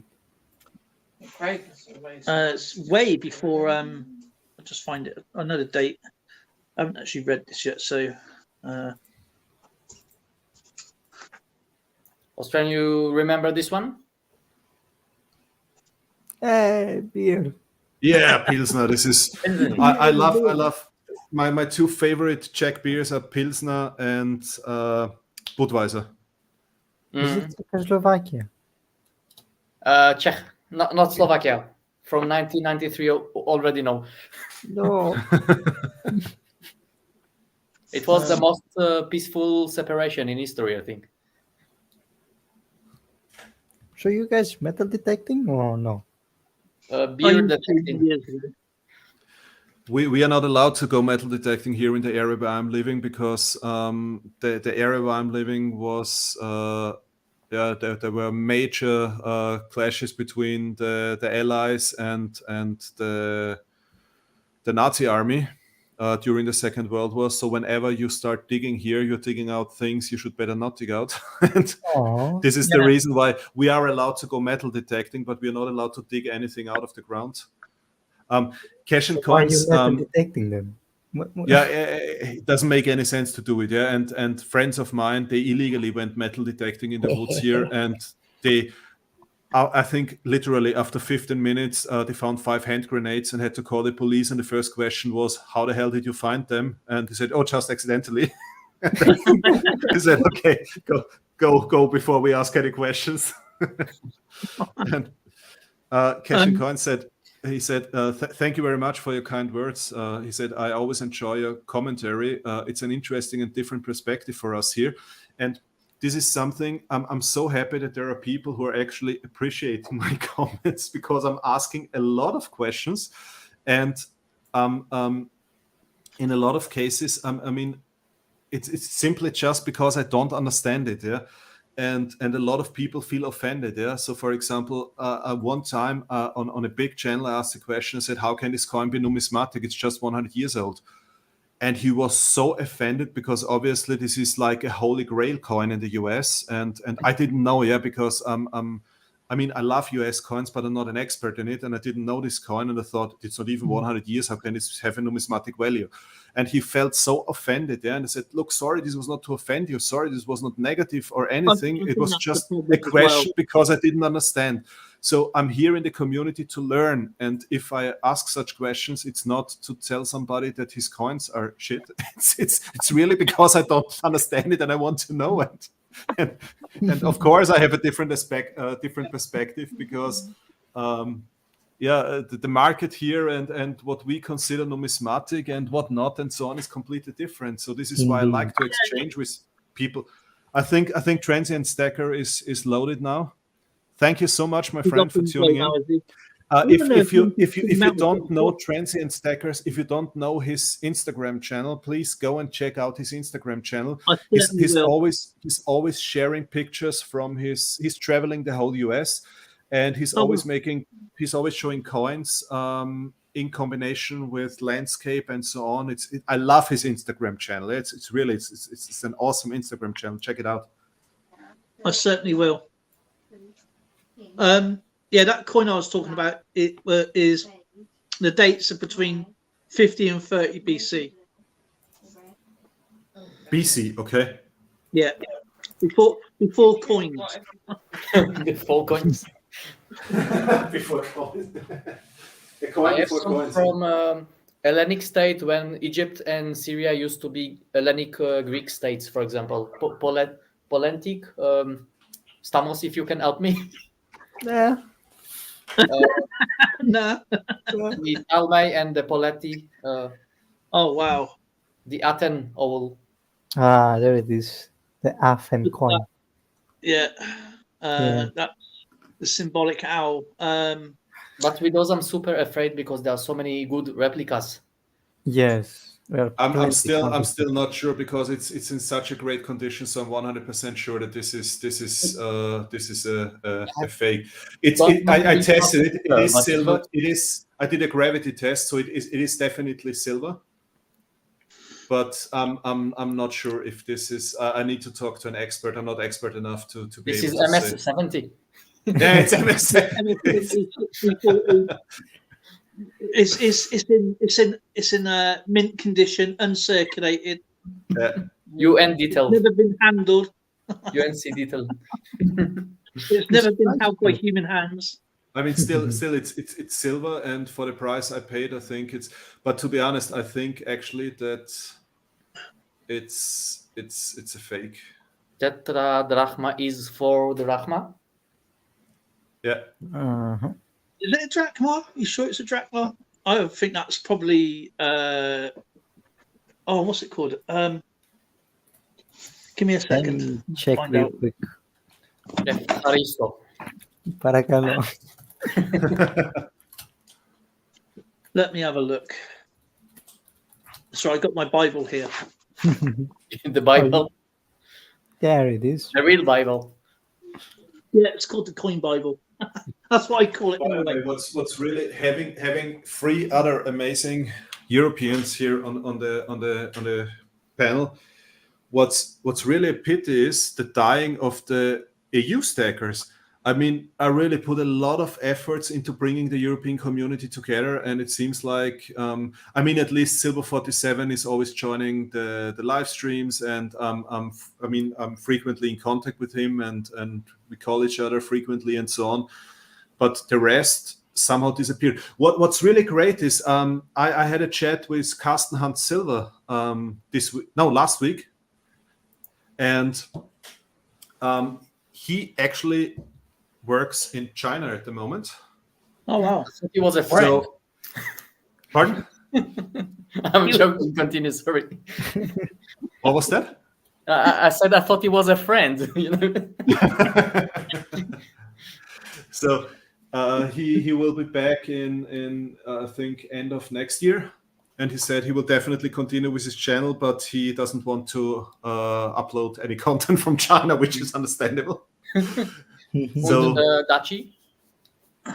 Dutch, yeah, we also frequently in contact. I mean, I visited him this summer when I've been to the Netherlands. So I went to his hometown. We spent the whole day together. It was amazing. He took really a whole day to show me his hometown. It's a beautiful place where he's living. And I mean, the Netherlands in general are really beautiful. So he showed me around, and we went to a museum in his hometown, and it's quite a historic town where he's living.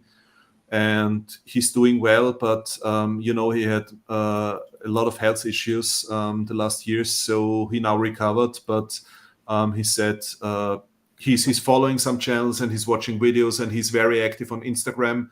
But he said he needs some time for himself, and maybe he will return to YouTube, but not at the moment. Well, he's always welcome anyway, isn't he? He's a good guy. What's his name? What was his name? Dutch Silver Pirate. A German one. There was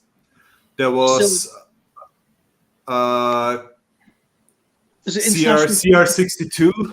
Yes, I think this one. The German coin collectors. Yeah, German coin collectibles. Yeah, he actually. Yeah, we're still in contact. He is not really into stacking anymore. He now found out that he loves photography, so he bought a camera, and he still has a YouTube channel, but I will not an Instagram channel. I will not mention it here because he uses his real name. Where he's uploading the pictures he's taking. So he's now in photography and not so much into stacking anymore, but I'm still in contact with him. What about Carson? I just talked about Carsten before. He works in China until end of next year. Then he was sent from his company as an expat to China, and he will be back end of next year. Cool. Yeah. Oh, it used to be a Scottish guy as well. I forgot his name. But there were a lot of people. My family collect. Family, something with family. That's correct. He stopped. Yeah, he's left. He had a really well, a lot of people were nasty to him for no reason. Okay. Thanks for being here, Cash and Coins. Always an honor to have you. Must catch up with Cash and Coins. Have a great day and have a great weekend, and thank you. Today it's also great holiday in Czech Republic, so it's long weekend. It's long weekend. Cool. Yeah, it's a Velvet Revolution. It's like a Berlin Wall of Czech Republic, let's say, in terms of event. Okay. See, that coin is right there. Look. Yeah. That's what I'm trying to look for. Schönes.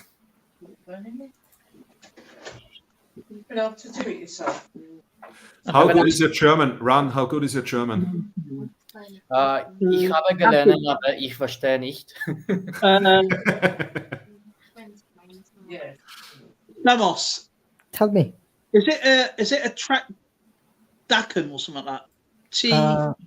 It's a Tetradrachen. Yeah, that's it. Yeah, what is it? This is for tetra. I cannot even spell it myself. It's four. It's face value of 4 tetratrimorio.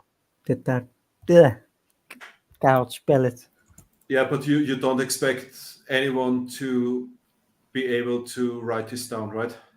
Indeed. It's like, I know, tetraeder, like from geometry. It's actually from Attica, which means Athens, isn't it? Yeah. It's the Athens old, the beard. What did you say, tetraeder? Look what I have here. It's actually, I can't see. D&D cubes. I'll have to, hang on. Let me just, I know I'm calling that coin. I said it, didn't I? This is D&D dice. Is that salt? Dungeons and Dragons? Yes. No, this is quartz. Oh. And these are all the 7, how do they call it in English? Platonian geometrical forms. You know, according to Plato. Yeah. These are all 7 different geometrical forms.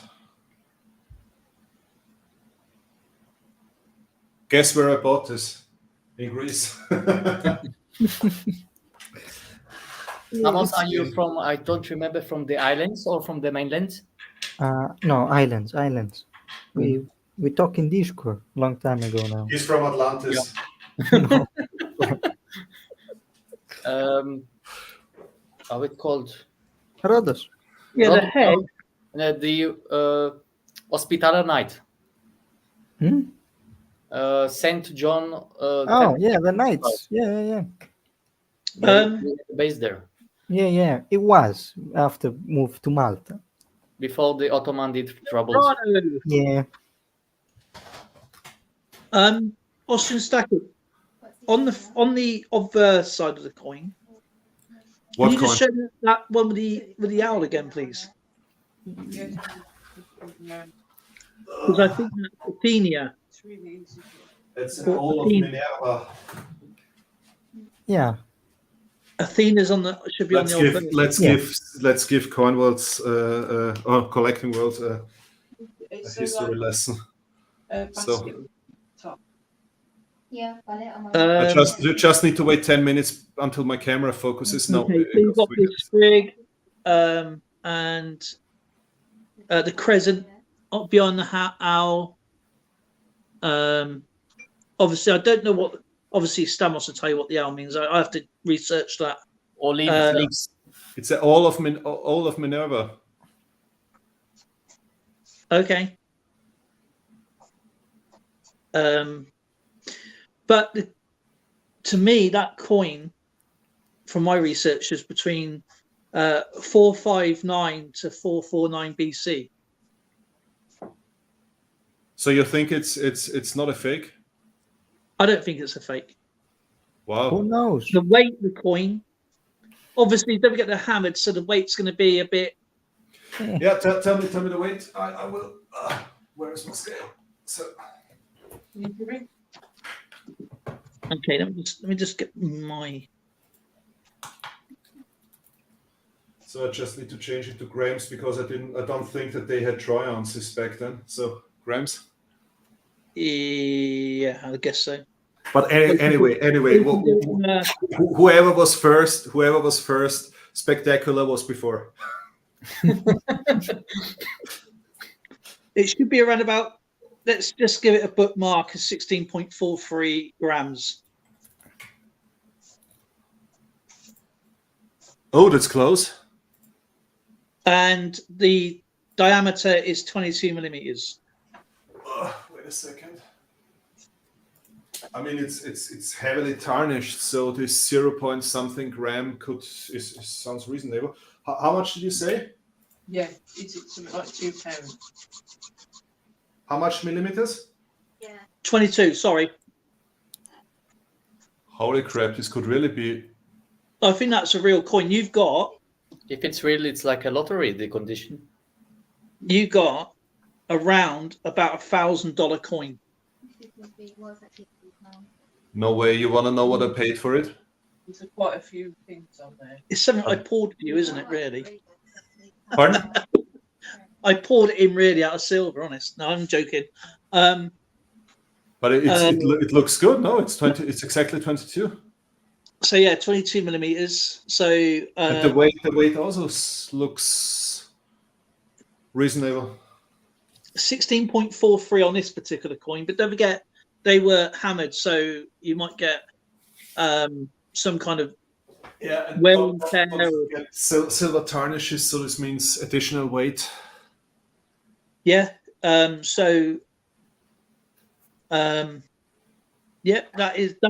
was sold for the owl standing to the right, sprig present behind with obviously in Greek before.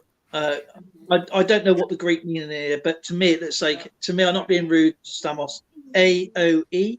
I don't know what that is. Or here for, is it? Is it here for? And it's sold for $1,000. I paid, I think, 110 euros for it. What? Yeah. What? No. Wait, what? Yeah, I'll send you the pictures. Right, what I got in my. So you think I mean the first thing why I thought it's a fake is because the condition is. Maybe I shouldn't touch it with my hands then. The condition is really great. Yeah, exactly. This is one of the reasons why I thought it's a souvenir. I mean, I tested it and I knew, okay, this silver, so I said, okay. Anyway, I have a nice piece of silver then. Yeah, it really looks like that, right? And wow, I did not expect it. I can't see anything at that point. But I have I have another coin where I'm not sure if it's a fake or not. Let me look if I can find it. Maybe. Sorry for the glare. I can't get rid of the glare. So that is the correct. That's the correct. I have another one, and maybe also the people from the US in the chat can help me. I have another one where I'm not sure if it's a fake or not. That's called a Fugio cent. Oh, those are really expensive if it's real. Yeah, exactly. If it's real. It's from Benjamin Franklin time. I bought it. I bought it in a pawn shop actually, and they said, "Oh yeah, it's just a piece of copper." But it doesn't matter. Copper sometimes is worth a lot more than silver, depending on the coin. Sundial. I have no idea if this coin is a fake or not. I put it in this capsule because it's also in a great condition. Let me just research. It should be super rare coin, so check it. I will.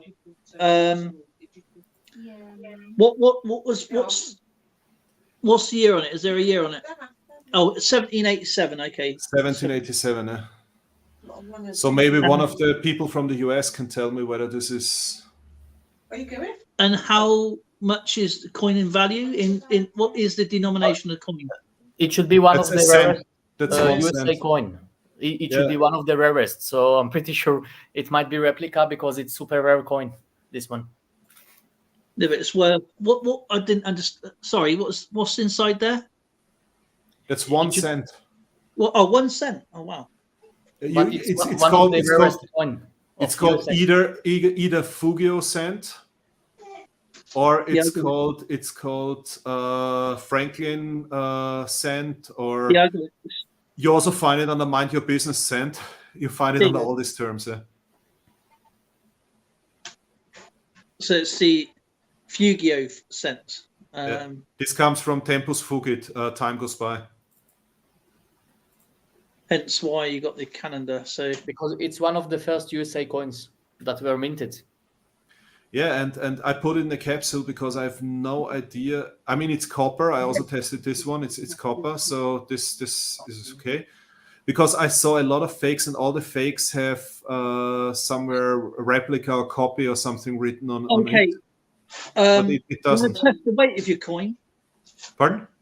Do you want to test the weight of it? I didn't. But I can take it out of the capsule. But I will take gloves this time. Yeah, wear gloves. So first of all, let me weigh it, and then just and then tell me. And then we go through. Where am I? Looking for. We have won the 13 states, obviously. The 13 states was what the British held.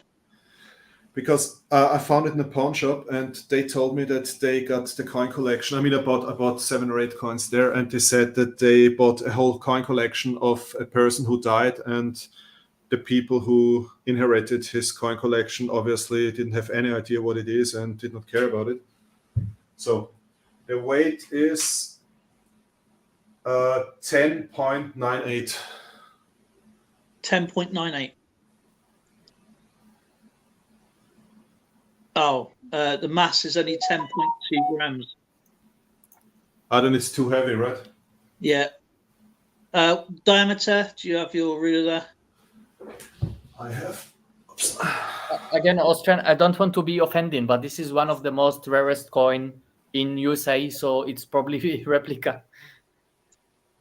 I said it's about 3 centimeters. 1 minute. Hello, Jack.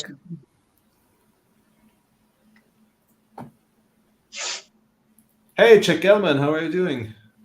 Hang on a minute. Well, that can't. Oh, yes, it is. Right, let me just find the 3 centimeters. Yeah, approximately. It's 2.9 something, or 2.8 something. The coin is not perfectly round. This is the problem.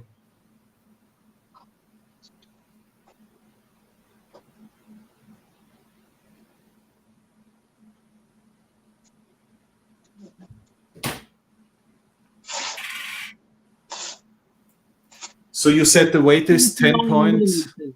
It's 29 millimeters.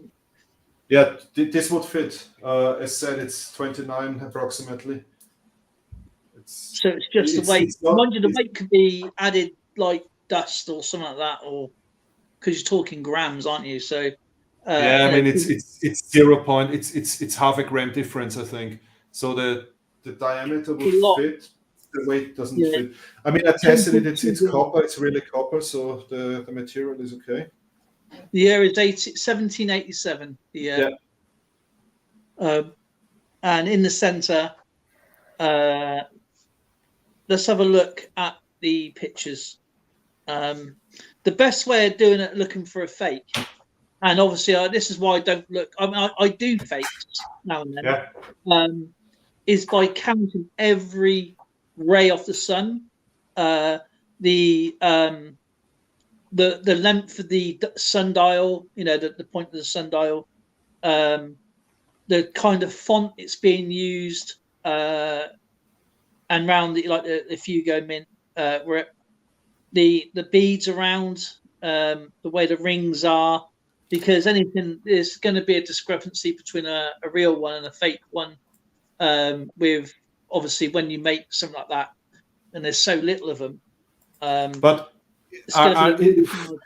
is there anything like on the Maria Theresa dollars? There are a few things where you can spot immediately whether it's a restrike or original coin. Is there something mentioned where you can see? I mean, what I was wondering is usually on fakes, the coin, the letters are too precise and too perfect. Yeah.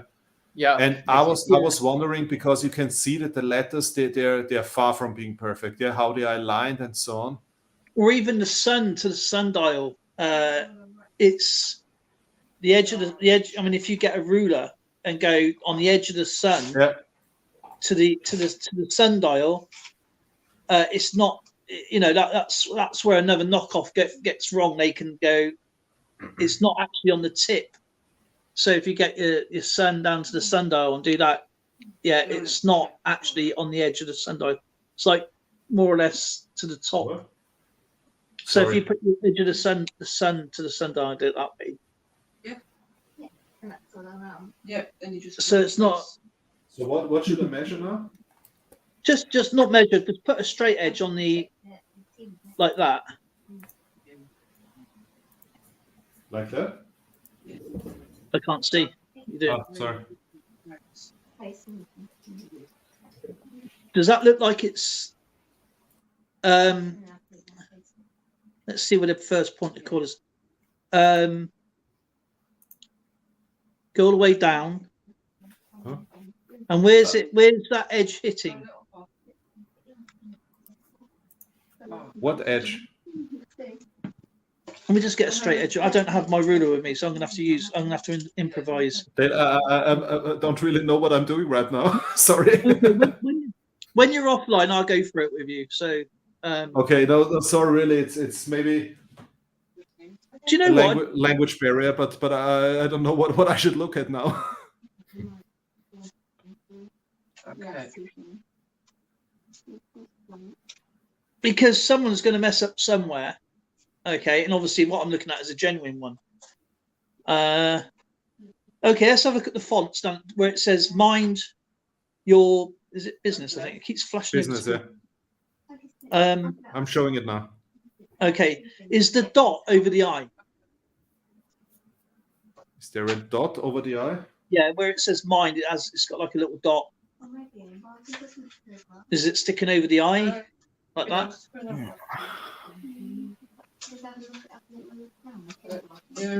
Yeah, here you can see it. Look. The problem is I cannot zoom in with this camera. No, it's difficult on StreamYard.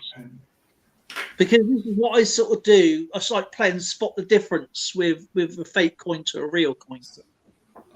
You can see here.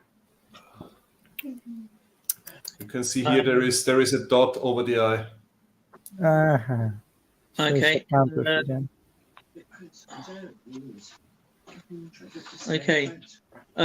What about the one? Does the one? Let's look at the one, because the one looks like a very, very good security feature. The one looks like it's been carved at the top. The one like the one from the year from 17 something. Yeah, it looks like to me it looks like a shape of a heart. You know what I mean? That kind of heart shape look. I need another camera. I hate these cameras so much. Nah, it's all right. Because a lot of people, what I do, I measure obviously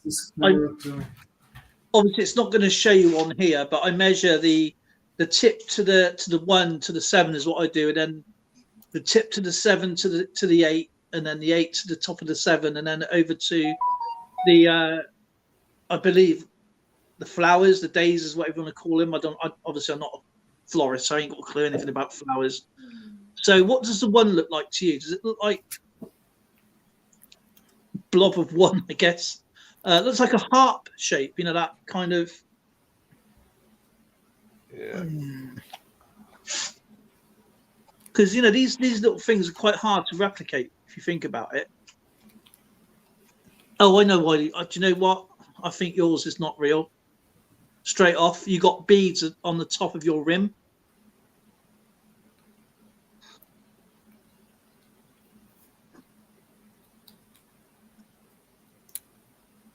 This is straight. Okay. It's got beads at the bottom, but you got beads going all the way around.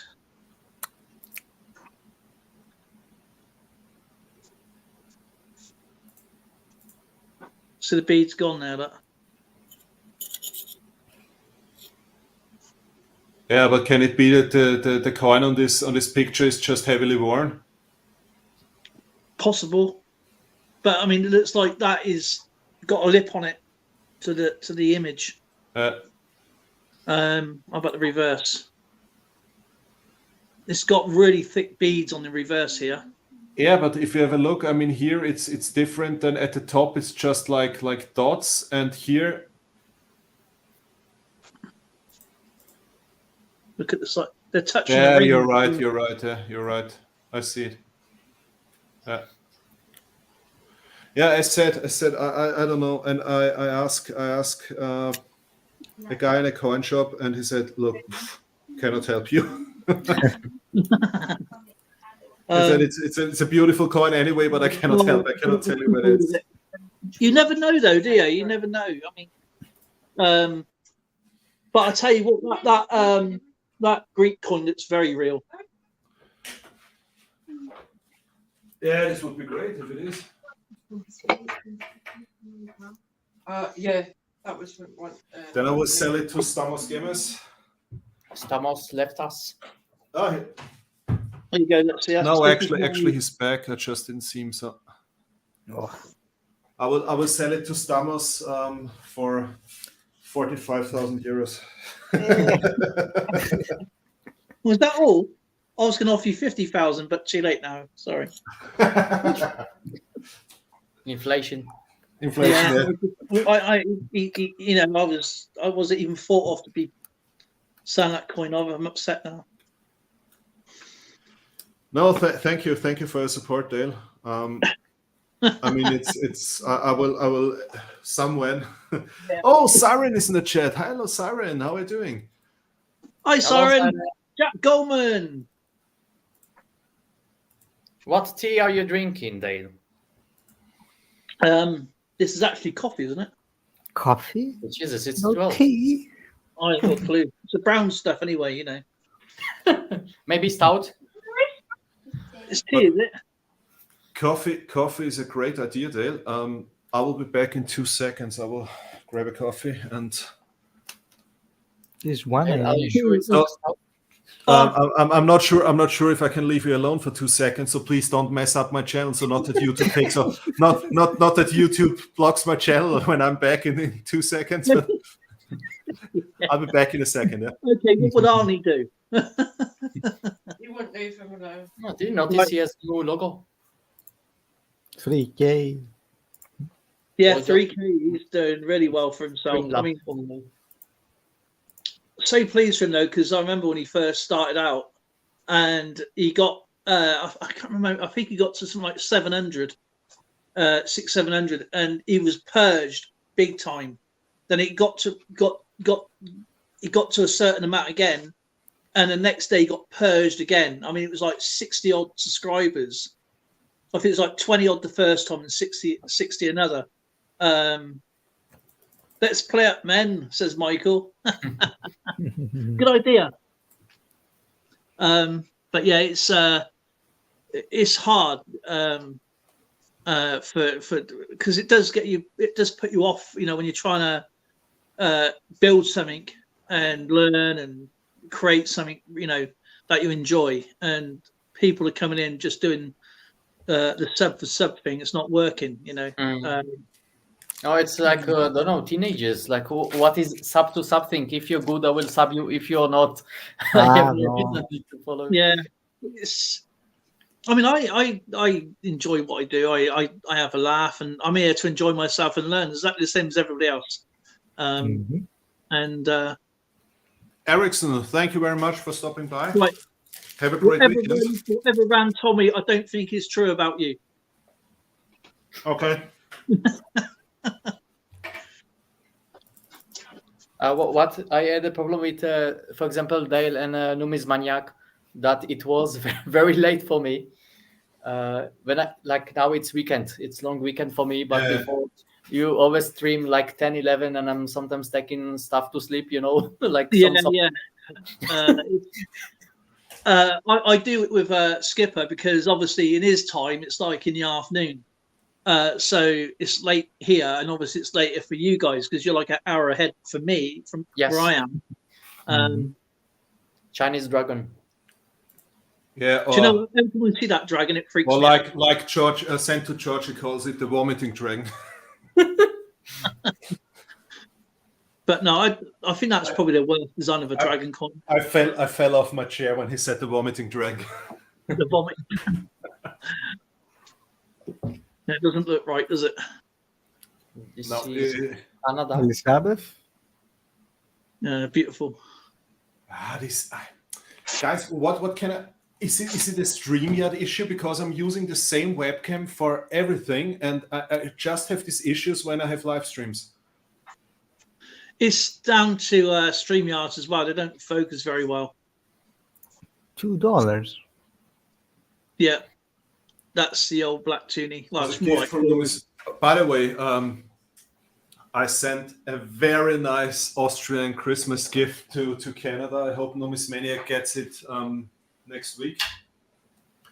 I can't wait to see for his reaction when he sees it. Yeah, it's really a typical Austrian Christmas thing. Schnapps? No. Nice little package as well. I sent Skipper a nice little package as well, and I got Zoe to sign it. So okay. I'm not involved. Oh. Previous year, I sent to I bombed something as well. the package, so when he opens it up, it's going to be everywhere. And but Zoe said Merry Christmas. I goes, can you write that for me? And she goes, all right, no problem. And goes, Happy Christmas, Merry Christmas and Happy New Year. So I've got nothing to do with this package whatsoever. So it's also his fault, as usual. Last Christmas, I sent him something as well.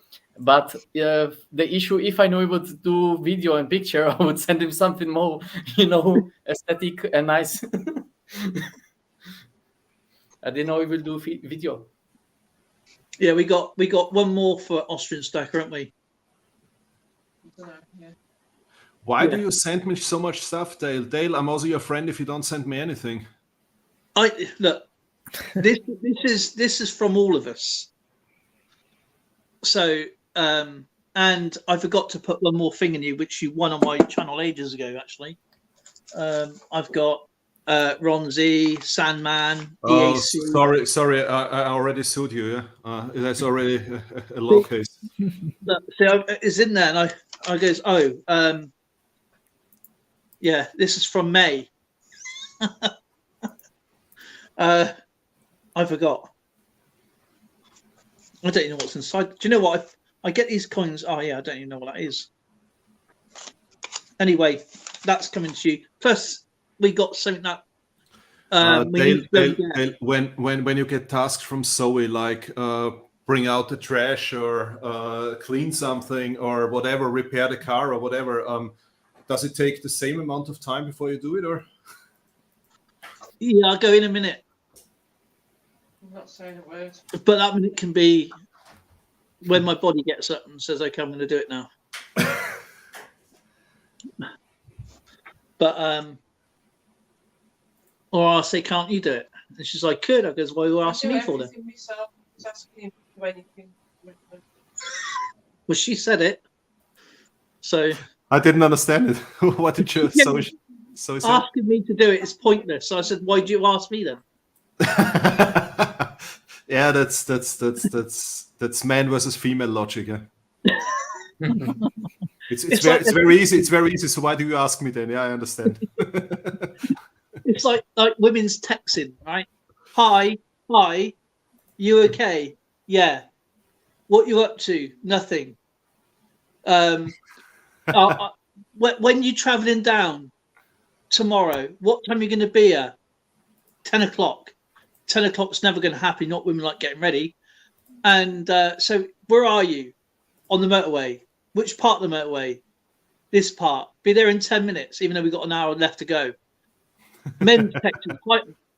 This is a men's text. Hi. Be there when I can. See you later. Okay. Sorted. Yeah, this is something that's always so funny. When I trained all of my three sisters, learned to get to the point. Yeah, this is something I learned them. I said, look, especially my little sister, yeah, I always told her, I do not take 2 hours of my time for something you could tell me in 10 seconds. So get to the point. Time is running 10 seconds from now. And she manages to get the information through in 10 to 15 seconds. When she then calls my other sisters or my mother or whoever, it takes at least an hour. And in the end, you say, so what did you want to tell me? Why did you call? Oh, I don't remember. So I got the information. They didn't. Yeah, and they talked for an hour. They're the same. They're like, I've got something to tell you, but I can't remember all it is. They're like, okay, you're going to think of it later. And it's something that they saw a couple of days ago. Okay, all right, you're going to tell me something now that you've got. You're going to tell me that happened 2 days ago. All right, thank you. So, Søren, what's your opinion? Yeah. It's their phone. Except when I listen to their phone calls, is even funnier. It's like one person's chatting, the other person's going, I know. I thought, why don't you just get a recording saying I know and just leave that going. But you know what's the funniest thing is when we're sitting in the car and we're using the hands-free stuff, yeah. So you can listen to the conversation. And my wife is on the phone with her best friend, and suddenly there's information coming like, oh, did you know that they changed the packaging? It's now blue. Oh, really? And this goes on for 5 minutes, and then you ask, what the hell are you talking about? What was the topic? Oh, I don't remember. Okay, great. So why the hell did you call each other? There is no reason for calling each other. You don't have anything to share except the package is blue now. It is comical. Yeah, Michael, we have... Hi, Checksacker, hi. Michael, we have a saying in Austria. I don't know if you use this in other countries. We say, a man, a word, a woman, a dictionary. Very rude.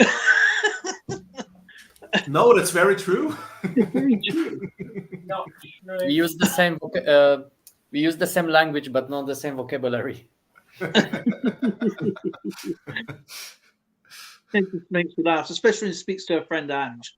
Oh my god, they talk about stuff that even makes me like cringe. It is if you cringe, not for the faint-hearted. I don't know those two. But they are funny.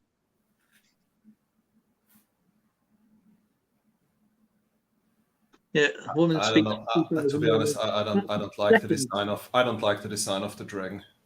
I mean, actually, I like. No, it was wrong. I like the design, but it doesn't fit into the series. No. Only this series of Lunar, by the way. Yeah, it's Luna 3. Only 3, because I have a monkey from 2016. It's the Luna 3 series. Mm. it's a third series of the Luna series of Perthman. They are physically smaller, I think. There is 1 ounce, 2 half an ounce, 1 ounce, 2 ounces, and 5 ounces. No, they're still like 1 ounce, but their diameter is bigger for the older ones. It's like more. Okay. I didn't know. Okay. Because the monkey is quite big and it's 1 ounce, like it's bigger than Britannia, for example. Fat monkey. This can be. No, what I don't like is if you put the five coins next to each other, then it looks like the dragon is from another coin series. Yeah, it does not fit into this coin series. The design is so different. If you put it, for example, what do I have here? I have here. I mean, anyway, it starts with a very strange coin because there is no mouse in the lunar, in the Chinese zodiac. There is just a rat, but not a mouse. So why a mouse and not a rat? But I love the designs, yeah. But if you, I mean, it's also the dragon is a nice coin, but if you put it next to the other coins, it does not fit into the series. It looks like it would be. Oops. It looks like it would be from a completely different series. The designs do not fit together. Do not match. Yeah, exactly. It looks like it's another series. I mean, I like the dragon. Yeah? It's not a bad design, but it looks like a completely different series. Yeah. And you have for all of them the equivalent gold small piece, like the rat and ox and rabbit. Yeah, I'm collecting the quarter ounce gold coins as well. Quarter is 7.2. Sorry, 10th is 3.1. Okay, yeah, grams. It's 6.2 something. 7.775. 7 point. Yeah. 777. Sorry, I calculated with 0.2 and not 0.25. Sorry, it's a bit late for me. My brain already went to bed. Now it's already 18 November here. Yeah, true. Very true. Yeah, they're in the next day now. You're from the future. You want to learn about the future. What happened? What happened an hour ago? Unfortunately, the same. I can tell you what this is happened nicer. yesterday. Yeah, this is much better. Oh, that's nicer. When it's side on like that, it's much better. It's really unusual. Usually they do the same logo on both gold and silver. No. The Lunar series, from the very beginning, there was always one animal or one zodiac sign on the gold coin and two of it on the silver coin. This is with all the Lunar 3. And then I bought this one from Silver 47, and this is what I was referring to before. This is an awesome coin. This is the last year of the. I hate these cameras so much. I can't tell you. Is it from Silver 40? Yeah, exactly. And we made a deal, and this is the last year before they called it kangaroo. Because it was the Australian 1995. It was the Australian nugget, and then they started calling it kangaroo for whatever reason.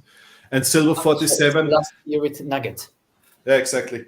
And then it was called kangaroo. And Silver 47 is very good in finding these first year or last year coins.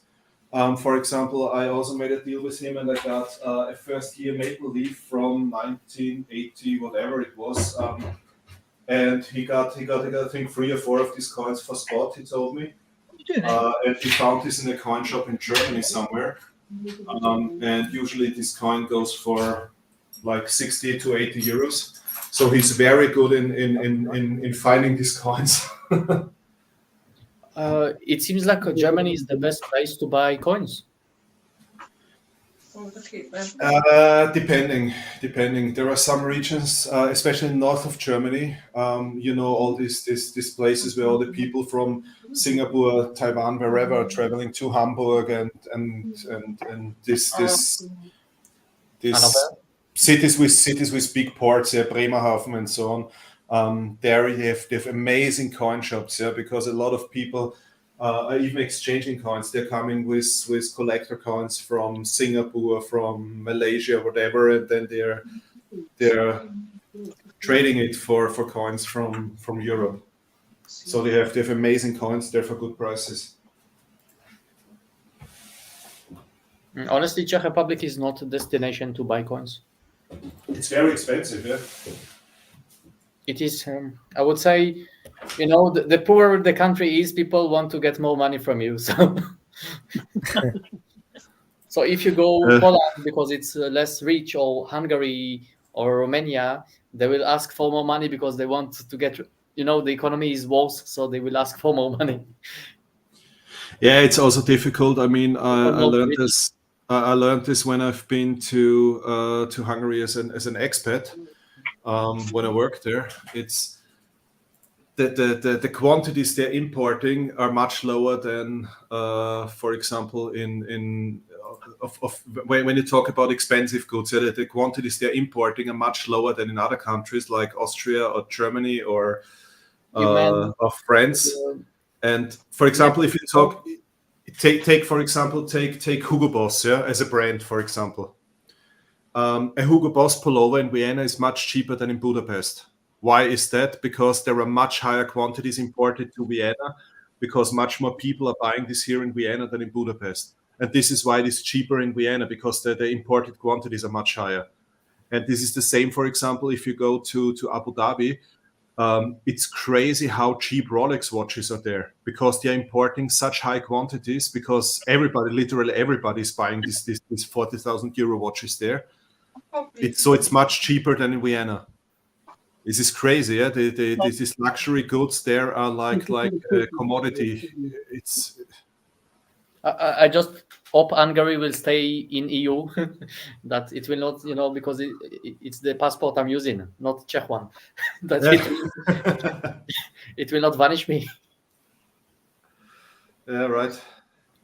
But yeah, Hungary is very different from any EU country, I would say, in many aspects. Yeah, I mean, it's again, we're coming back to the topic we had several times. Yeah, we have a different history like other parts of the world. It's everything here is historic and grown over thousands of years, and this is a discussion that's very interesting. Yeah, if we have a look, for example, that when the whole Transylvania topic, Siebenbürgen, Transylvania, when this whole topic started between Romania and Hungary, I mean, you have to go more than 1,000 years back, yeah. My grandfather is from Transylvania, but he's from Hungarian ancestor. Yeah, I mean, it was Hungary in the past. Yeah, the Hungarians took this piece of land, I think, more than 1,000 years ago, and then it was 850 years or something. It was Hungarian, and then suddenly somebody claimed it because I mean it's the same discussions that are going on with Israel and Gaza nowadays, yeah. Because in the very early history of mankind, somebody, my I don't know, great grandfather had a piece of land there, and this is the reason why a whole nation now has a right to go back there. And these are discussions that don't make any sense from my point of view, and I don't want to get political here, but to understand why these things are going on, in Europe you always have to go back 1,000 years. It's if you go back to that, why the hell are we in our part of Austria? Why do we speak almost the same dialect like the people from Bavaria? You have to go back 800 years, yeah, to understand this. It's the same as Brazil and Portugal. Yeah, exactly. And why, I don't know, why do people in some other parts of Austria almost speak like people from Switzerland? And why do we have a part of Austria where some people speak Italian? And why is there a city in California that has the Austrian flag on their city hall? And that's funny. Yeah, Santa Barbara, they have the Austrian flag on the city hall. Maybe they like going back to even pre that, why people travelled is because of I think the people were called the beakers.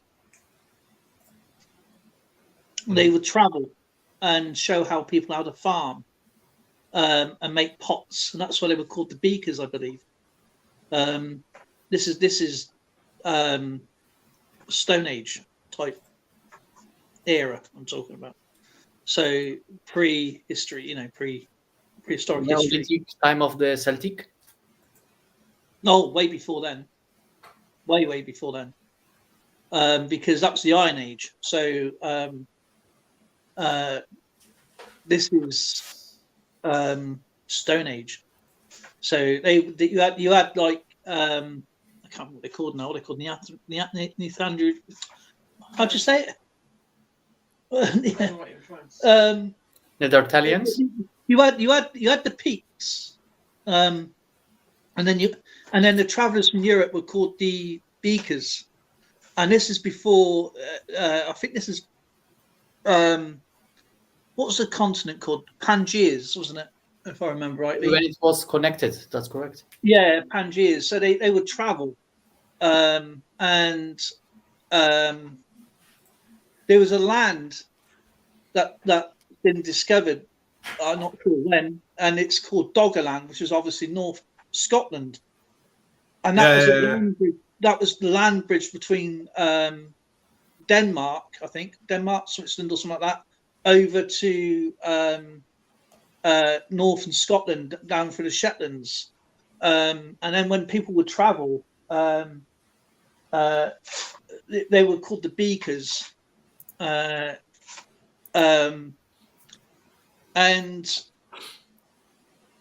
this is pre this is Stonehenge. This is round before even Stonehenge was built. So what's that? 35,000 years ago, 3,500 years ago, maybe not. Older than that. I can't remember, but yeah, it's they were like the travellers. They knew there had to be land somewhere else rather than where they were. Oh God! I don't know why. I just, when you're in one mode and go into another mode, it sort of like throws me off. Maybe we should get back to the coin topic, but this is also an interesting topic where you can find certain coins. This is something I once saw a short documentary where they talked about that some medieval coins were found, for example, in North America. European coins were found in North America, and they have no idea whether somebody who later who collected coins and went to the US lost it there, or somebody else from the US went to North America before Columbus arrived there, which I'm pretty sure that happened. Austrian, I'm sorry to stop you, but can you remind me the name of the book with inflation in Weimar? Yeah. Yeah, that's this one. There you go. Yeah. The Beaker people, they travelled all the way from Europe all the way up to. Nice. I would like to get it. I will find it here. If not, I know where to get it. If not, tell me. So we travelled all the way up through Europe. These Beaker people from early. Also, large migration used to be in the Bering Sea when it was Ice Age. I think it's the largest migration of humanity. Yeah. Probably, because obviously they made a lot of the before Iron Age. So DNA suggests that the base population of Iron Age Britain of Ireland were descendants from the Bell Beaker migration. 2,500 BC when the Beakers arrived in Great Britain, or Britain back then. Okay, so that's why you probably get so many different types of dialects and whatever. We're all connected somehow, aren't we? Yeah, I mean, we're all human beings. But for example, for England, the main core came from Saxo-Angles. The Anglo-Saxons died out when William the Conqueror came in. King Harold was the last Saxon king in 1066. So we're more likely to be more Viking, Roman, Celtic. They're from North France, I think. Yeah, it'd be France. Yeah, Normandy.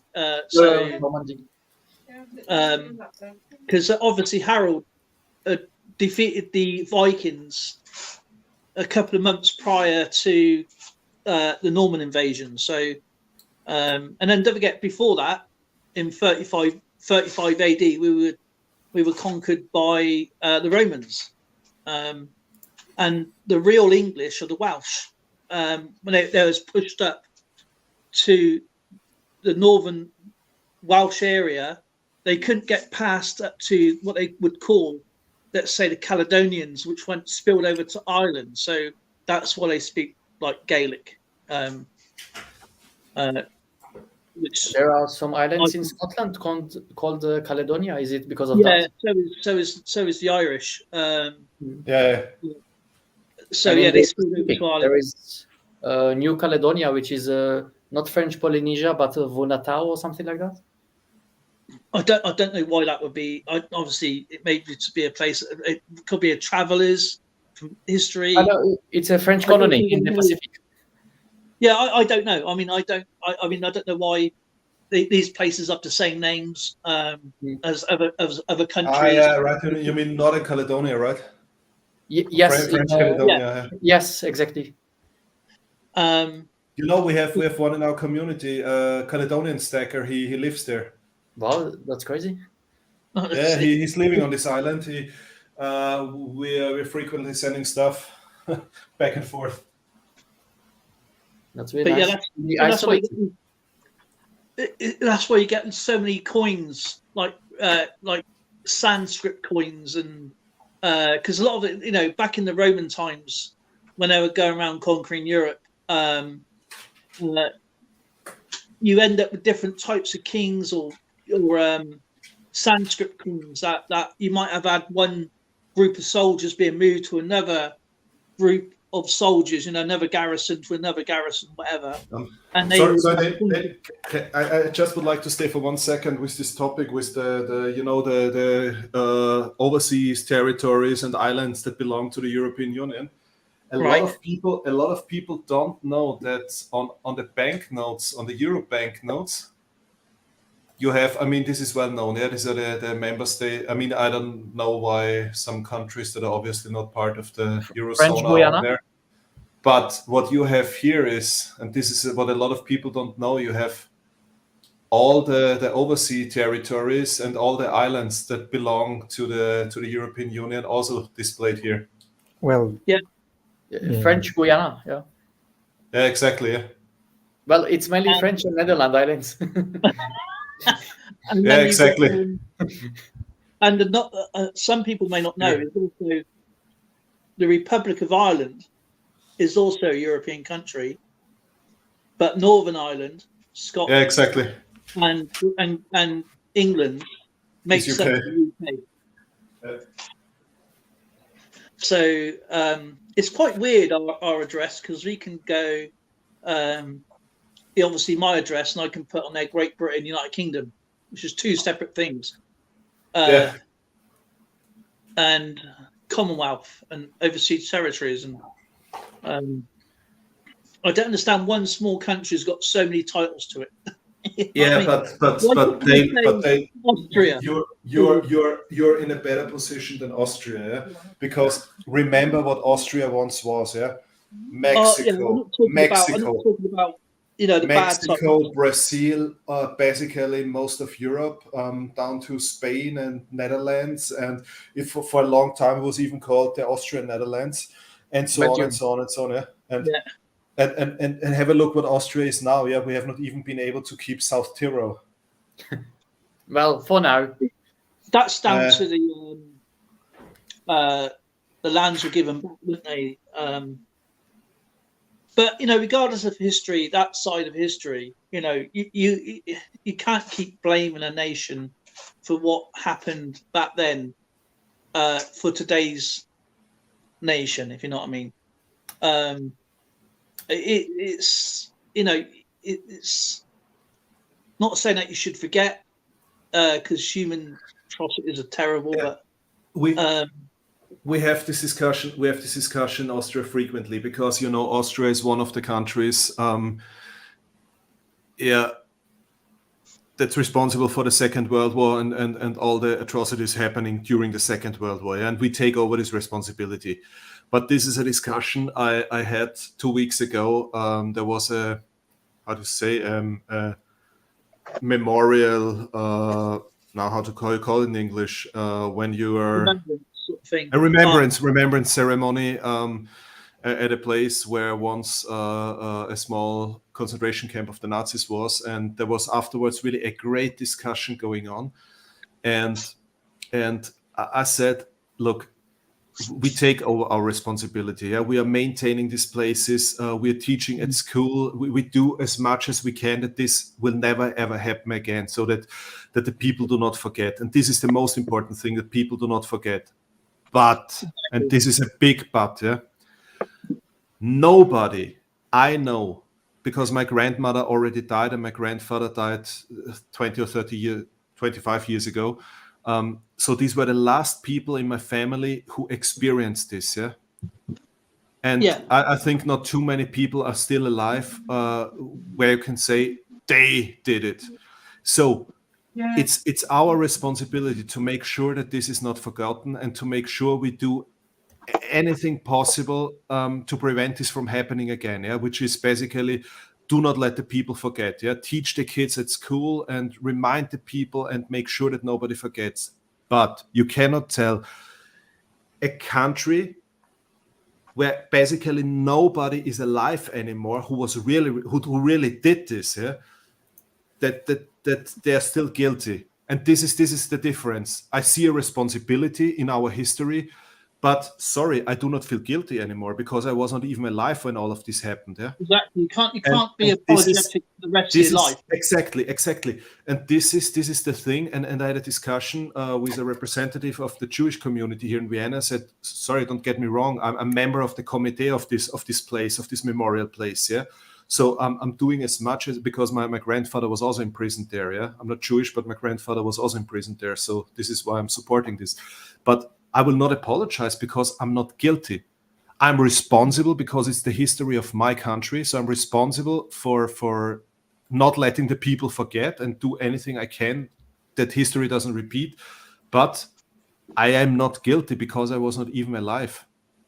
And exactly. I think this is a big difference. And this is something where we make huge mistakes, especially in Austria and Germany. And this is the reason why this generation, my generation, we all know people who either served in the Wehrmacht in Germany, or who were imprisoned in concentration camps, or who had in any way to suffer from the Nazi regime. Yeah, my generation knows people like that. Yeah, because they were still alive when we grew up. But the generation now, they do not even know anyone who can tell them how this was. Yeah, because they just get this information from people who got the information from people who experienced this. So you cannot tell them that they have to feel guilty. No, this generation now get all the information from TikTok and all these nonsense. Yeah, it's the same as like blaming me for all the colony that our empire done. Yeah, exactly. And or it's like even though what people don't know about our history, when William the Conqueror became king in 1066, well, you've heard of the Doomsday Book, haven't you? The what? The Doomsday Book. The Doomsday Book? Yeah, it's what King William wrote. Well, even though there was no slaves in England per se at the time, well, he was frowned upon and it was illegal to have slaves in England. That's where, when you get that song on your coin, no one shall be slaves. All that means is whoever steps foot in England or England territories or the Commonwealth, no one shall be a slave. And that's exactly what that means. Yeah. It was only abolished by Parliament, as you say, modern Parliament, in 1708.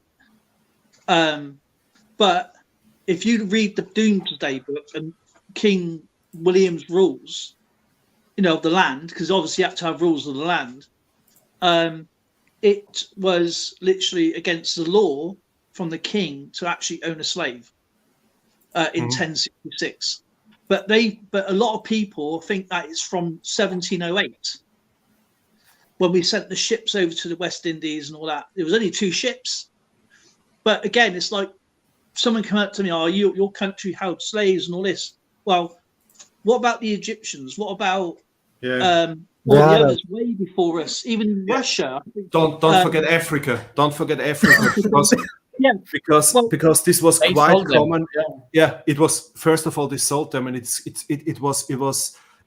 a fact throughout African history that one tribe held the other tribe as slaves. Yeah, this it's always been like that in Africa. Yeah. It was even though it's horrendous. It was a commodity back then. It was currency. But the word slave is the word from Slav, which is a Russian word, I believe. Yeah. I believe it's where the first real slavery really came from. But Portugal was the first ones to introduce South African or African slaves into European the Angolas. Yeah. But you don't see them apologising very much, do you? Do you know? It was just the fact is we put out ships to try to abolish slavery. But again, like with German history, from the war, why should we all be punished for something that happened years ago? This is what I meant. Yeah, I mean it's there is a responsibility because it's the history of our country, our countries, plural. I totally agree. Yeah, and there is a historic responsibility. But you cannot feel guilty if you were not even alive. Yeah, I cannot apologize, and this is the most stupid thing I've ever heard. When people always want apologies. So whom do you want to send? That you want to send our chancellor, our president, to apologize for something? That when he was not even alive, yeah, he can go there. He can say, my country did this and that, and then he has to be open and honest and say, okay, this is what my country did. But he cannot apologize because he apologizes in the name of the people who voted him. Yeah, he's representing our country. He's representing a country where actually nobody who did this is still alive anymore. So yes, there is a responsibility, but no, we cannot feel guilty for something that has been done by people who are dead. It's hard, even difficult to accept responsibility when you can't imagine what these people went through. No, responsibility, Dale, responsibility. Responsibility, I mean, for example, if we still have something that's, I don't know, something sacred for another country because we stole it there during a barbaric war, yeah, then responsibility is, okay, return it to them because that's part of their culture and their history, not ours. So this is something I'm talking about where I see kind of responsibility, yeah.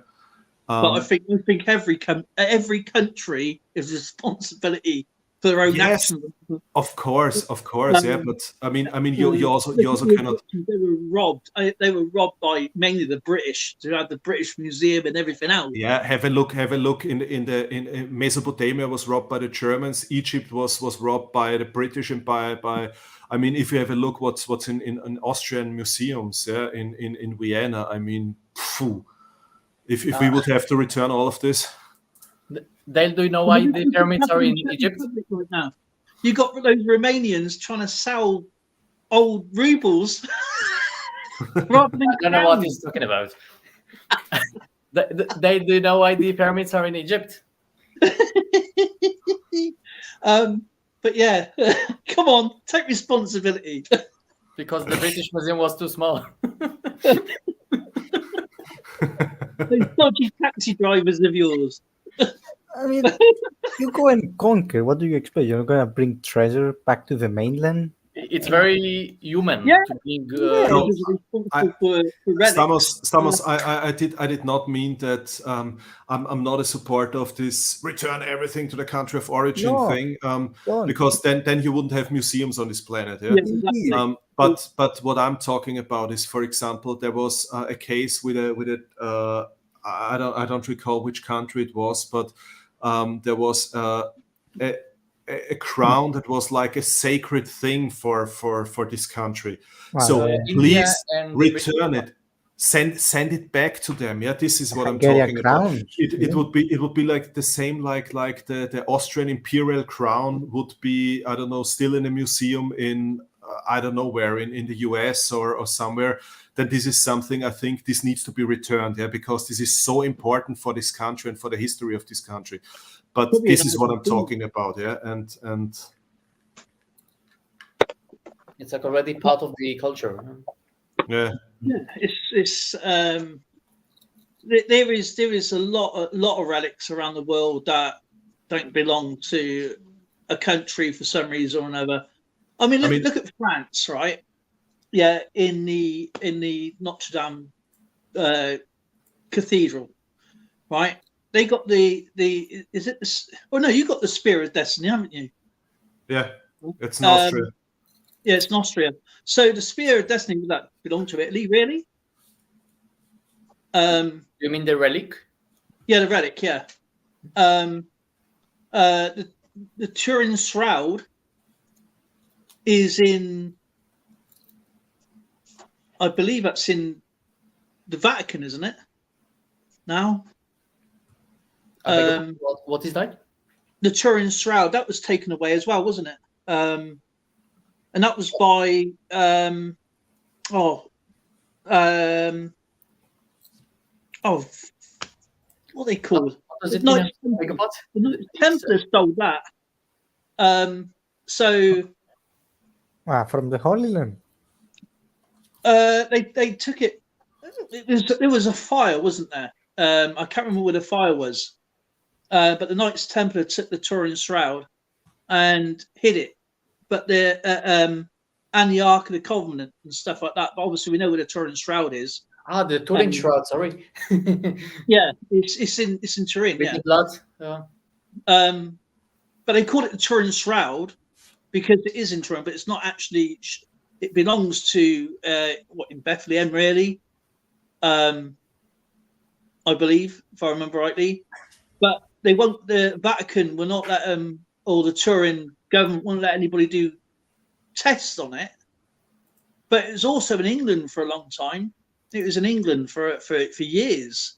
Because where if you look at the Turin Shroud, there's a piece of it that doesn't belong, and it's got a piece of linen in it from the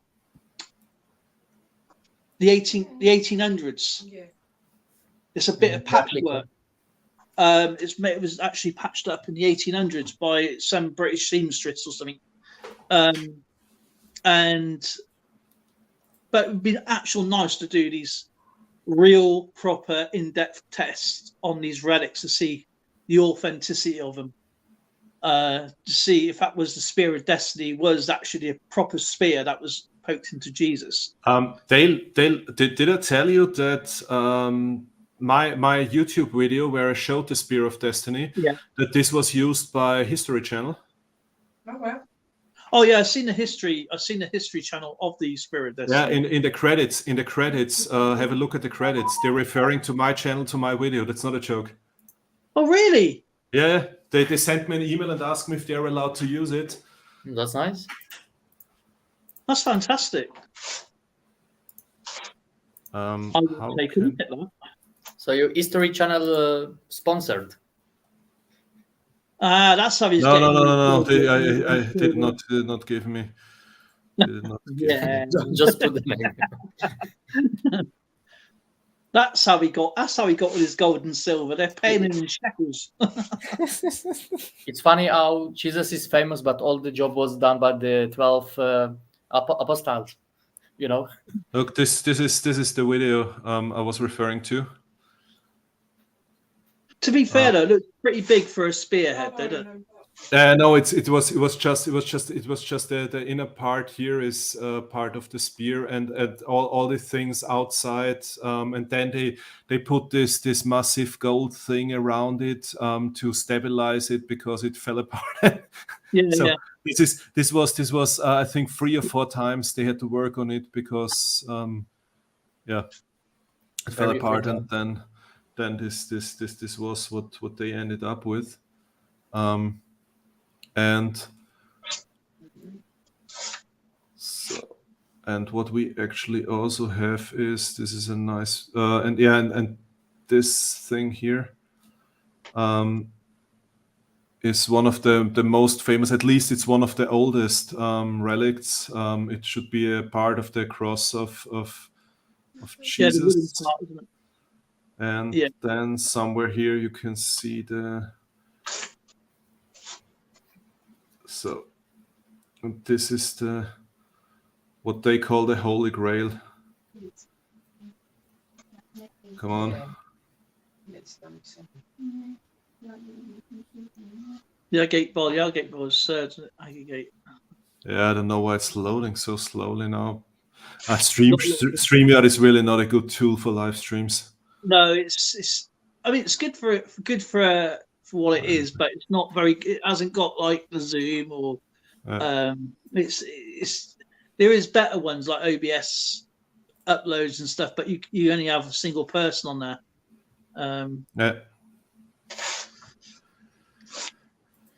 But that was a really interesting video. That was my kind of video. That was. I need to rewatch it. Yeah, I put the link in the chat here. It was actually one of the most interesting videos to do. I got a lot of feedback after this video and was told I should do commentary. But I think what should I comment? I mean, I'm not making documentaries. Yeah, it's so if you want to know anything about the Spear of Destiny, then there are hundreds and hundreds of homepages about this topic. And there's even a very good book. It's called The Spear of Destiny. I'm just checking. I think I have it. Do I have it here or do I have it in the ground floor? No, I think I have it. I have it downstairs. But there is a really good book. It's called The Spear of Destiny. And they are really not dealing with myth and legends. They are dealing with historic facts. Okay. And also University of Vienna, they did a lot of research on this topic, and at least the middle part of the Spear of Destiny is really about 2,000 years old. So I mean, no idea where it's really coming from, but at least one part of this relic is really that old. Yeah, so it's very interesting.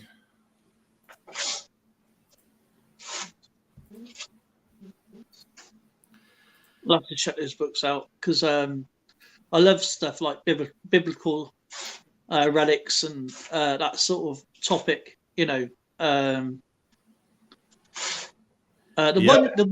one I question is the Crown of Thorns in South France. Yeah, in Notre Dame. Yeah, that is, to me, it seems a bit.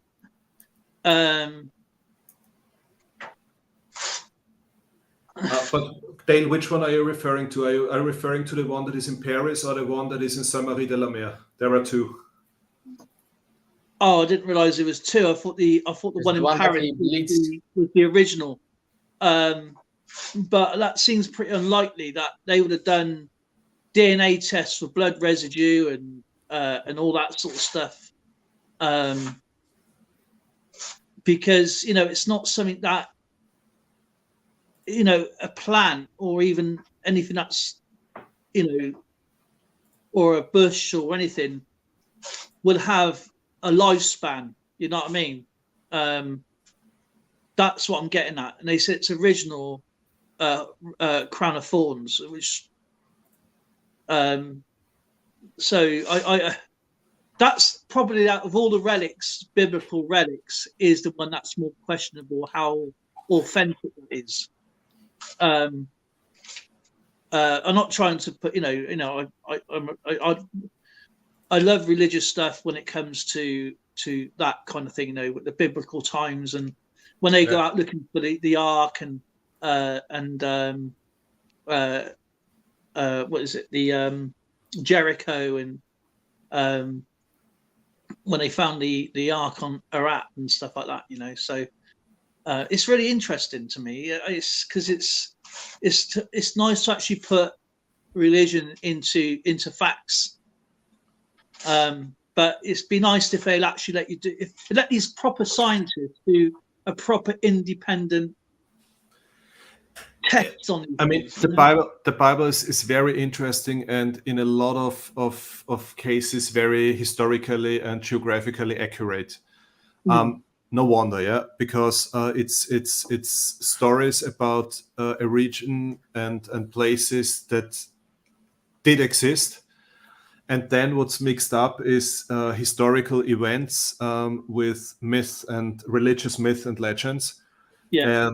And it's very interesting, because if you have a look at some of the stories in the Bible, I mean, there are the same stories existing but much older. Yeah? For example, in Mesopotamia. Yeah, exactly, Mesopotamia. Yeah, with the flood. They already had a story about God flooding the earth. They had stories about that a virgin gave birth to a child that was sent from God or God's son, and so on.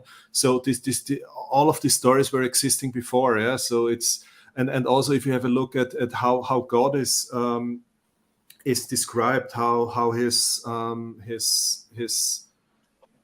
how he is as a person, cannot say person, entity. but yeah, it's very interesting, because it begins like in the beginning. Yeah, he's very angry and punishing the people and everything, and thinking about killing all the people again because they are sinning and they are not doing what he wants them to do. And then if you reach the end of the book, he's suddenly the loving, caring, forgiving old man with the white beard. Yeah. So the way how he changed throughout the Bible, yeah, how his personality changed. If you start with Genesis and you end with Revelation, the way how he changed from the first to the last book of the Bible, yeah, is exactly the change how people saw God throughout history. Yeah, it's exactly mirroring how the picture of God changed throughout history. So this is what I find very interesting. Yes, you can really see that this book was written over a longer period by different people from different cultures with different pictures of how God is and what God is, and they mixed historic events and existing things with myths and legends. Different stories, isn't it? Yeah. So I think it's a very interesting book, and I think that and you could see, yeah, a lot of things were just found because somebody said it's written in the Bible, so it must be real, and then they went to the desert and found a city. Yeah, some cities were found just because of things that are written in the Bible, yeah? Because there was no other source for something. So it's really one of the most interesting books ever. Yeah, I like listening to it. I don't judge anybody with any religion and that, but when they actually go out looking for these historical sites, as you say, like Jericho and all them, it just shows you that historically there has to be something that went on, because, as you say, it's the biggest storybook, and people still, to this day, still believe it, in their own way. I don't, force any religion on anybody, but it's. I just find it interesting with all this relic stuff, and but it would be nice to actually, if someone, if these governments that obviously are protecting this stuff, let people share their tests.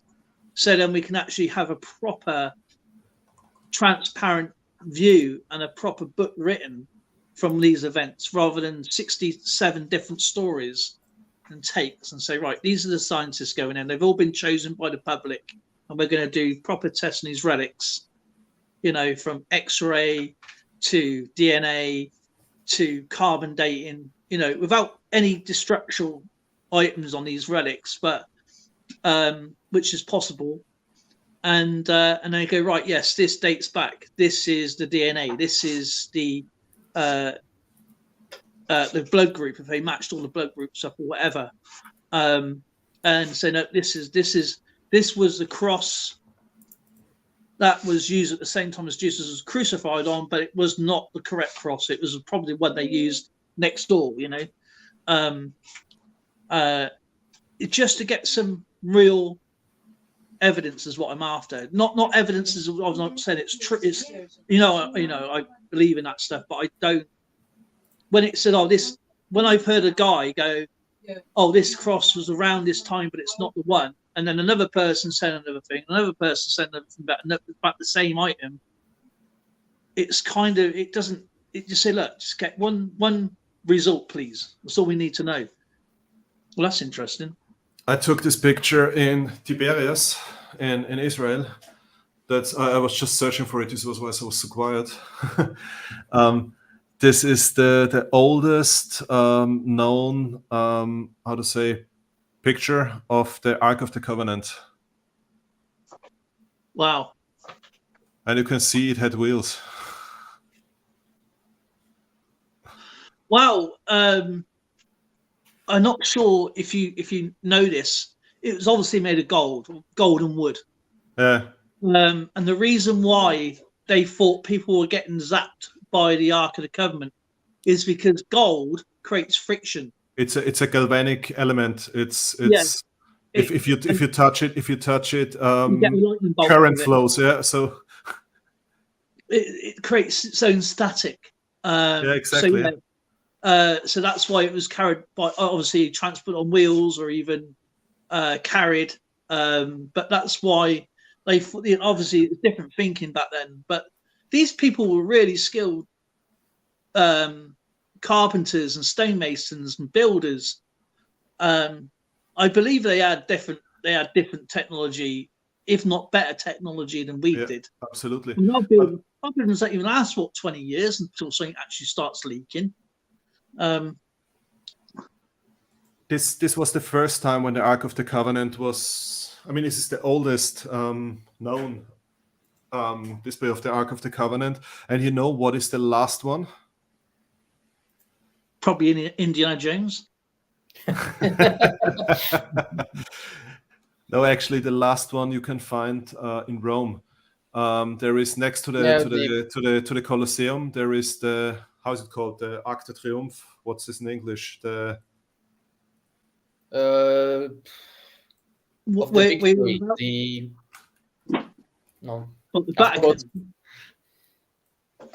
Triumphbogen, English. Triumphal arch. Oh, the arch. Yeah. Okay. Yeah. Where the roundabout is. When they plundered Jerusalem. Yeah, exactly. When the Romans plundered Jerusalem, and after they returned, I think Titus was it. He built this arch, and on this arch you can see Roman soldiers entering Rome with all the things, all the treasures they brought from Jerusalem. And in the middle, you can see 4 soldiers carrying the Ark of the Covenant. This is the last time when it was shown somewhere, and then, historical, never again. Yeah. They said it was somewhere in Byzantium, and after the Ottoman, it just disappeared from. Exactly. Some believe it's now in Ethiopia. Yeah, I've heard that it's in Ethiopia. As I was saying, it was the Knights Templar that hid it somewhere, didn't they? Yeah, it's said, but there is no historical proof that they ever got in touch with it. And of course, and then you have all the stories with the Freemasons and the Illuminati, but this is the usual stories. So I would not read any. I would not read any literature on the Ark of the Covenant that's younger than 100 years. Then younger than Indiana Jones. Yeah, exactly. But yeah, it's. I mean, don't look here; you might turn to dust or something. But it's really interesting that, I mean, if you had a choice, okay, and you had to go and find something, you found it, and it's the only thing you can find, would you rather find the Holy Grail or the Ark of the Covenant? Which one would you prefer to find? The Ark of the Covenant, because if the Ark of the Covenant really exists, then God is present in there. Right. And this would be my only chance to talk to God directly, and with Him answering, most probably. Yeah, without going blind. Because according to the Bible story, God is present between the two cherubim, between the two angels that are on the Ark of the Covenant, represented by a bright light, exactly. And yeah, this would be interesting. And if I can talk to God directly, I mean, I don't need fame and money or anything anymore, because I can ask Him for the lotto numbers of next week and everything. So yeah, but He doesn't believe in gambling. Like, thou shalt not gamble.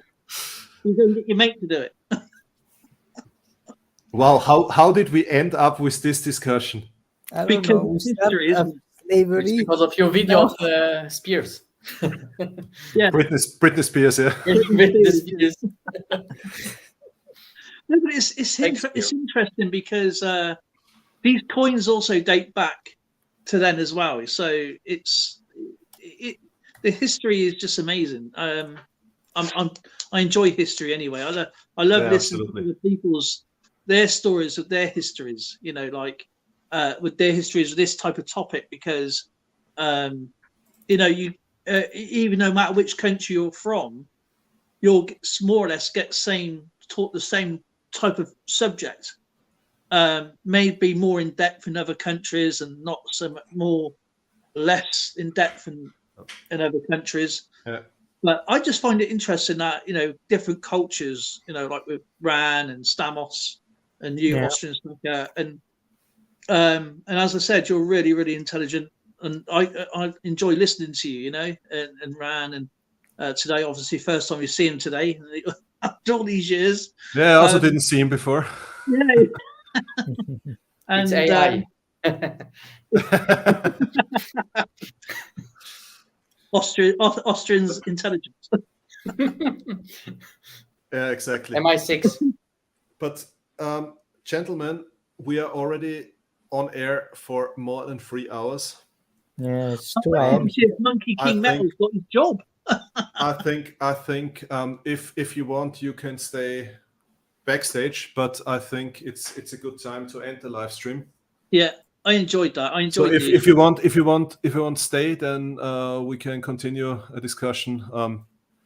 Behind the scenes. But I will end the live stream now. So thank you all very, very much for tuning in. It's nice to see everybody and catch up with everyone. Thank you again for all this good wishes and congratulations for my 3K milestone. Thank you all very, very much. Mate, you deserve and I hope to see you again soon. Also, thank you, gentlemen, for being on the panel. Thank you very much. And yeah, if you want, stay and we can continue the discussion then. Absolutely. Off air. Bye. Vielen Dank. Bye, everybody. Have a great weekend. Thank you all.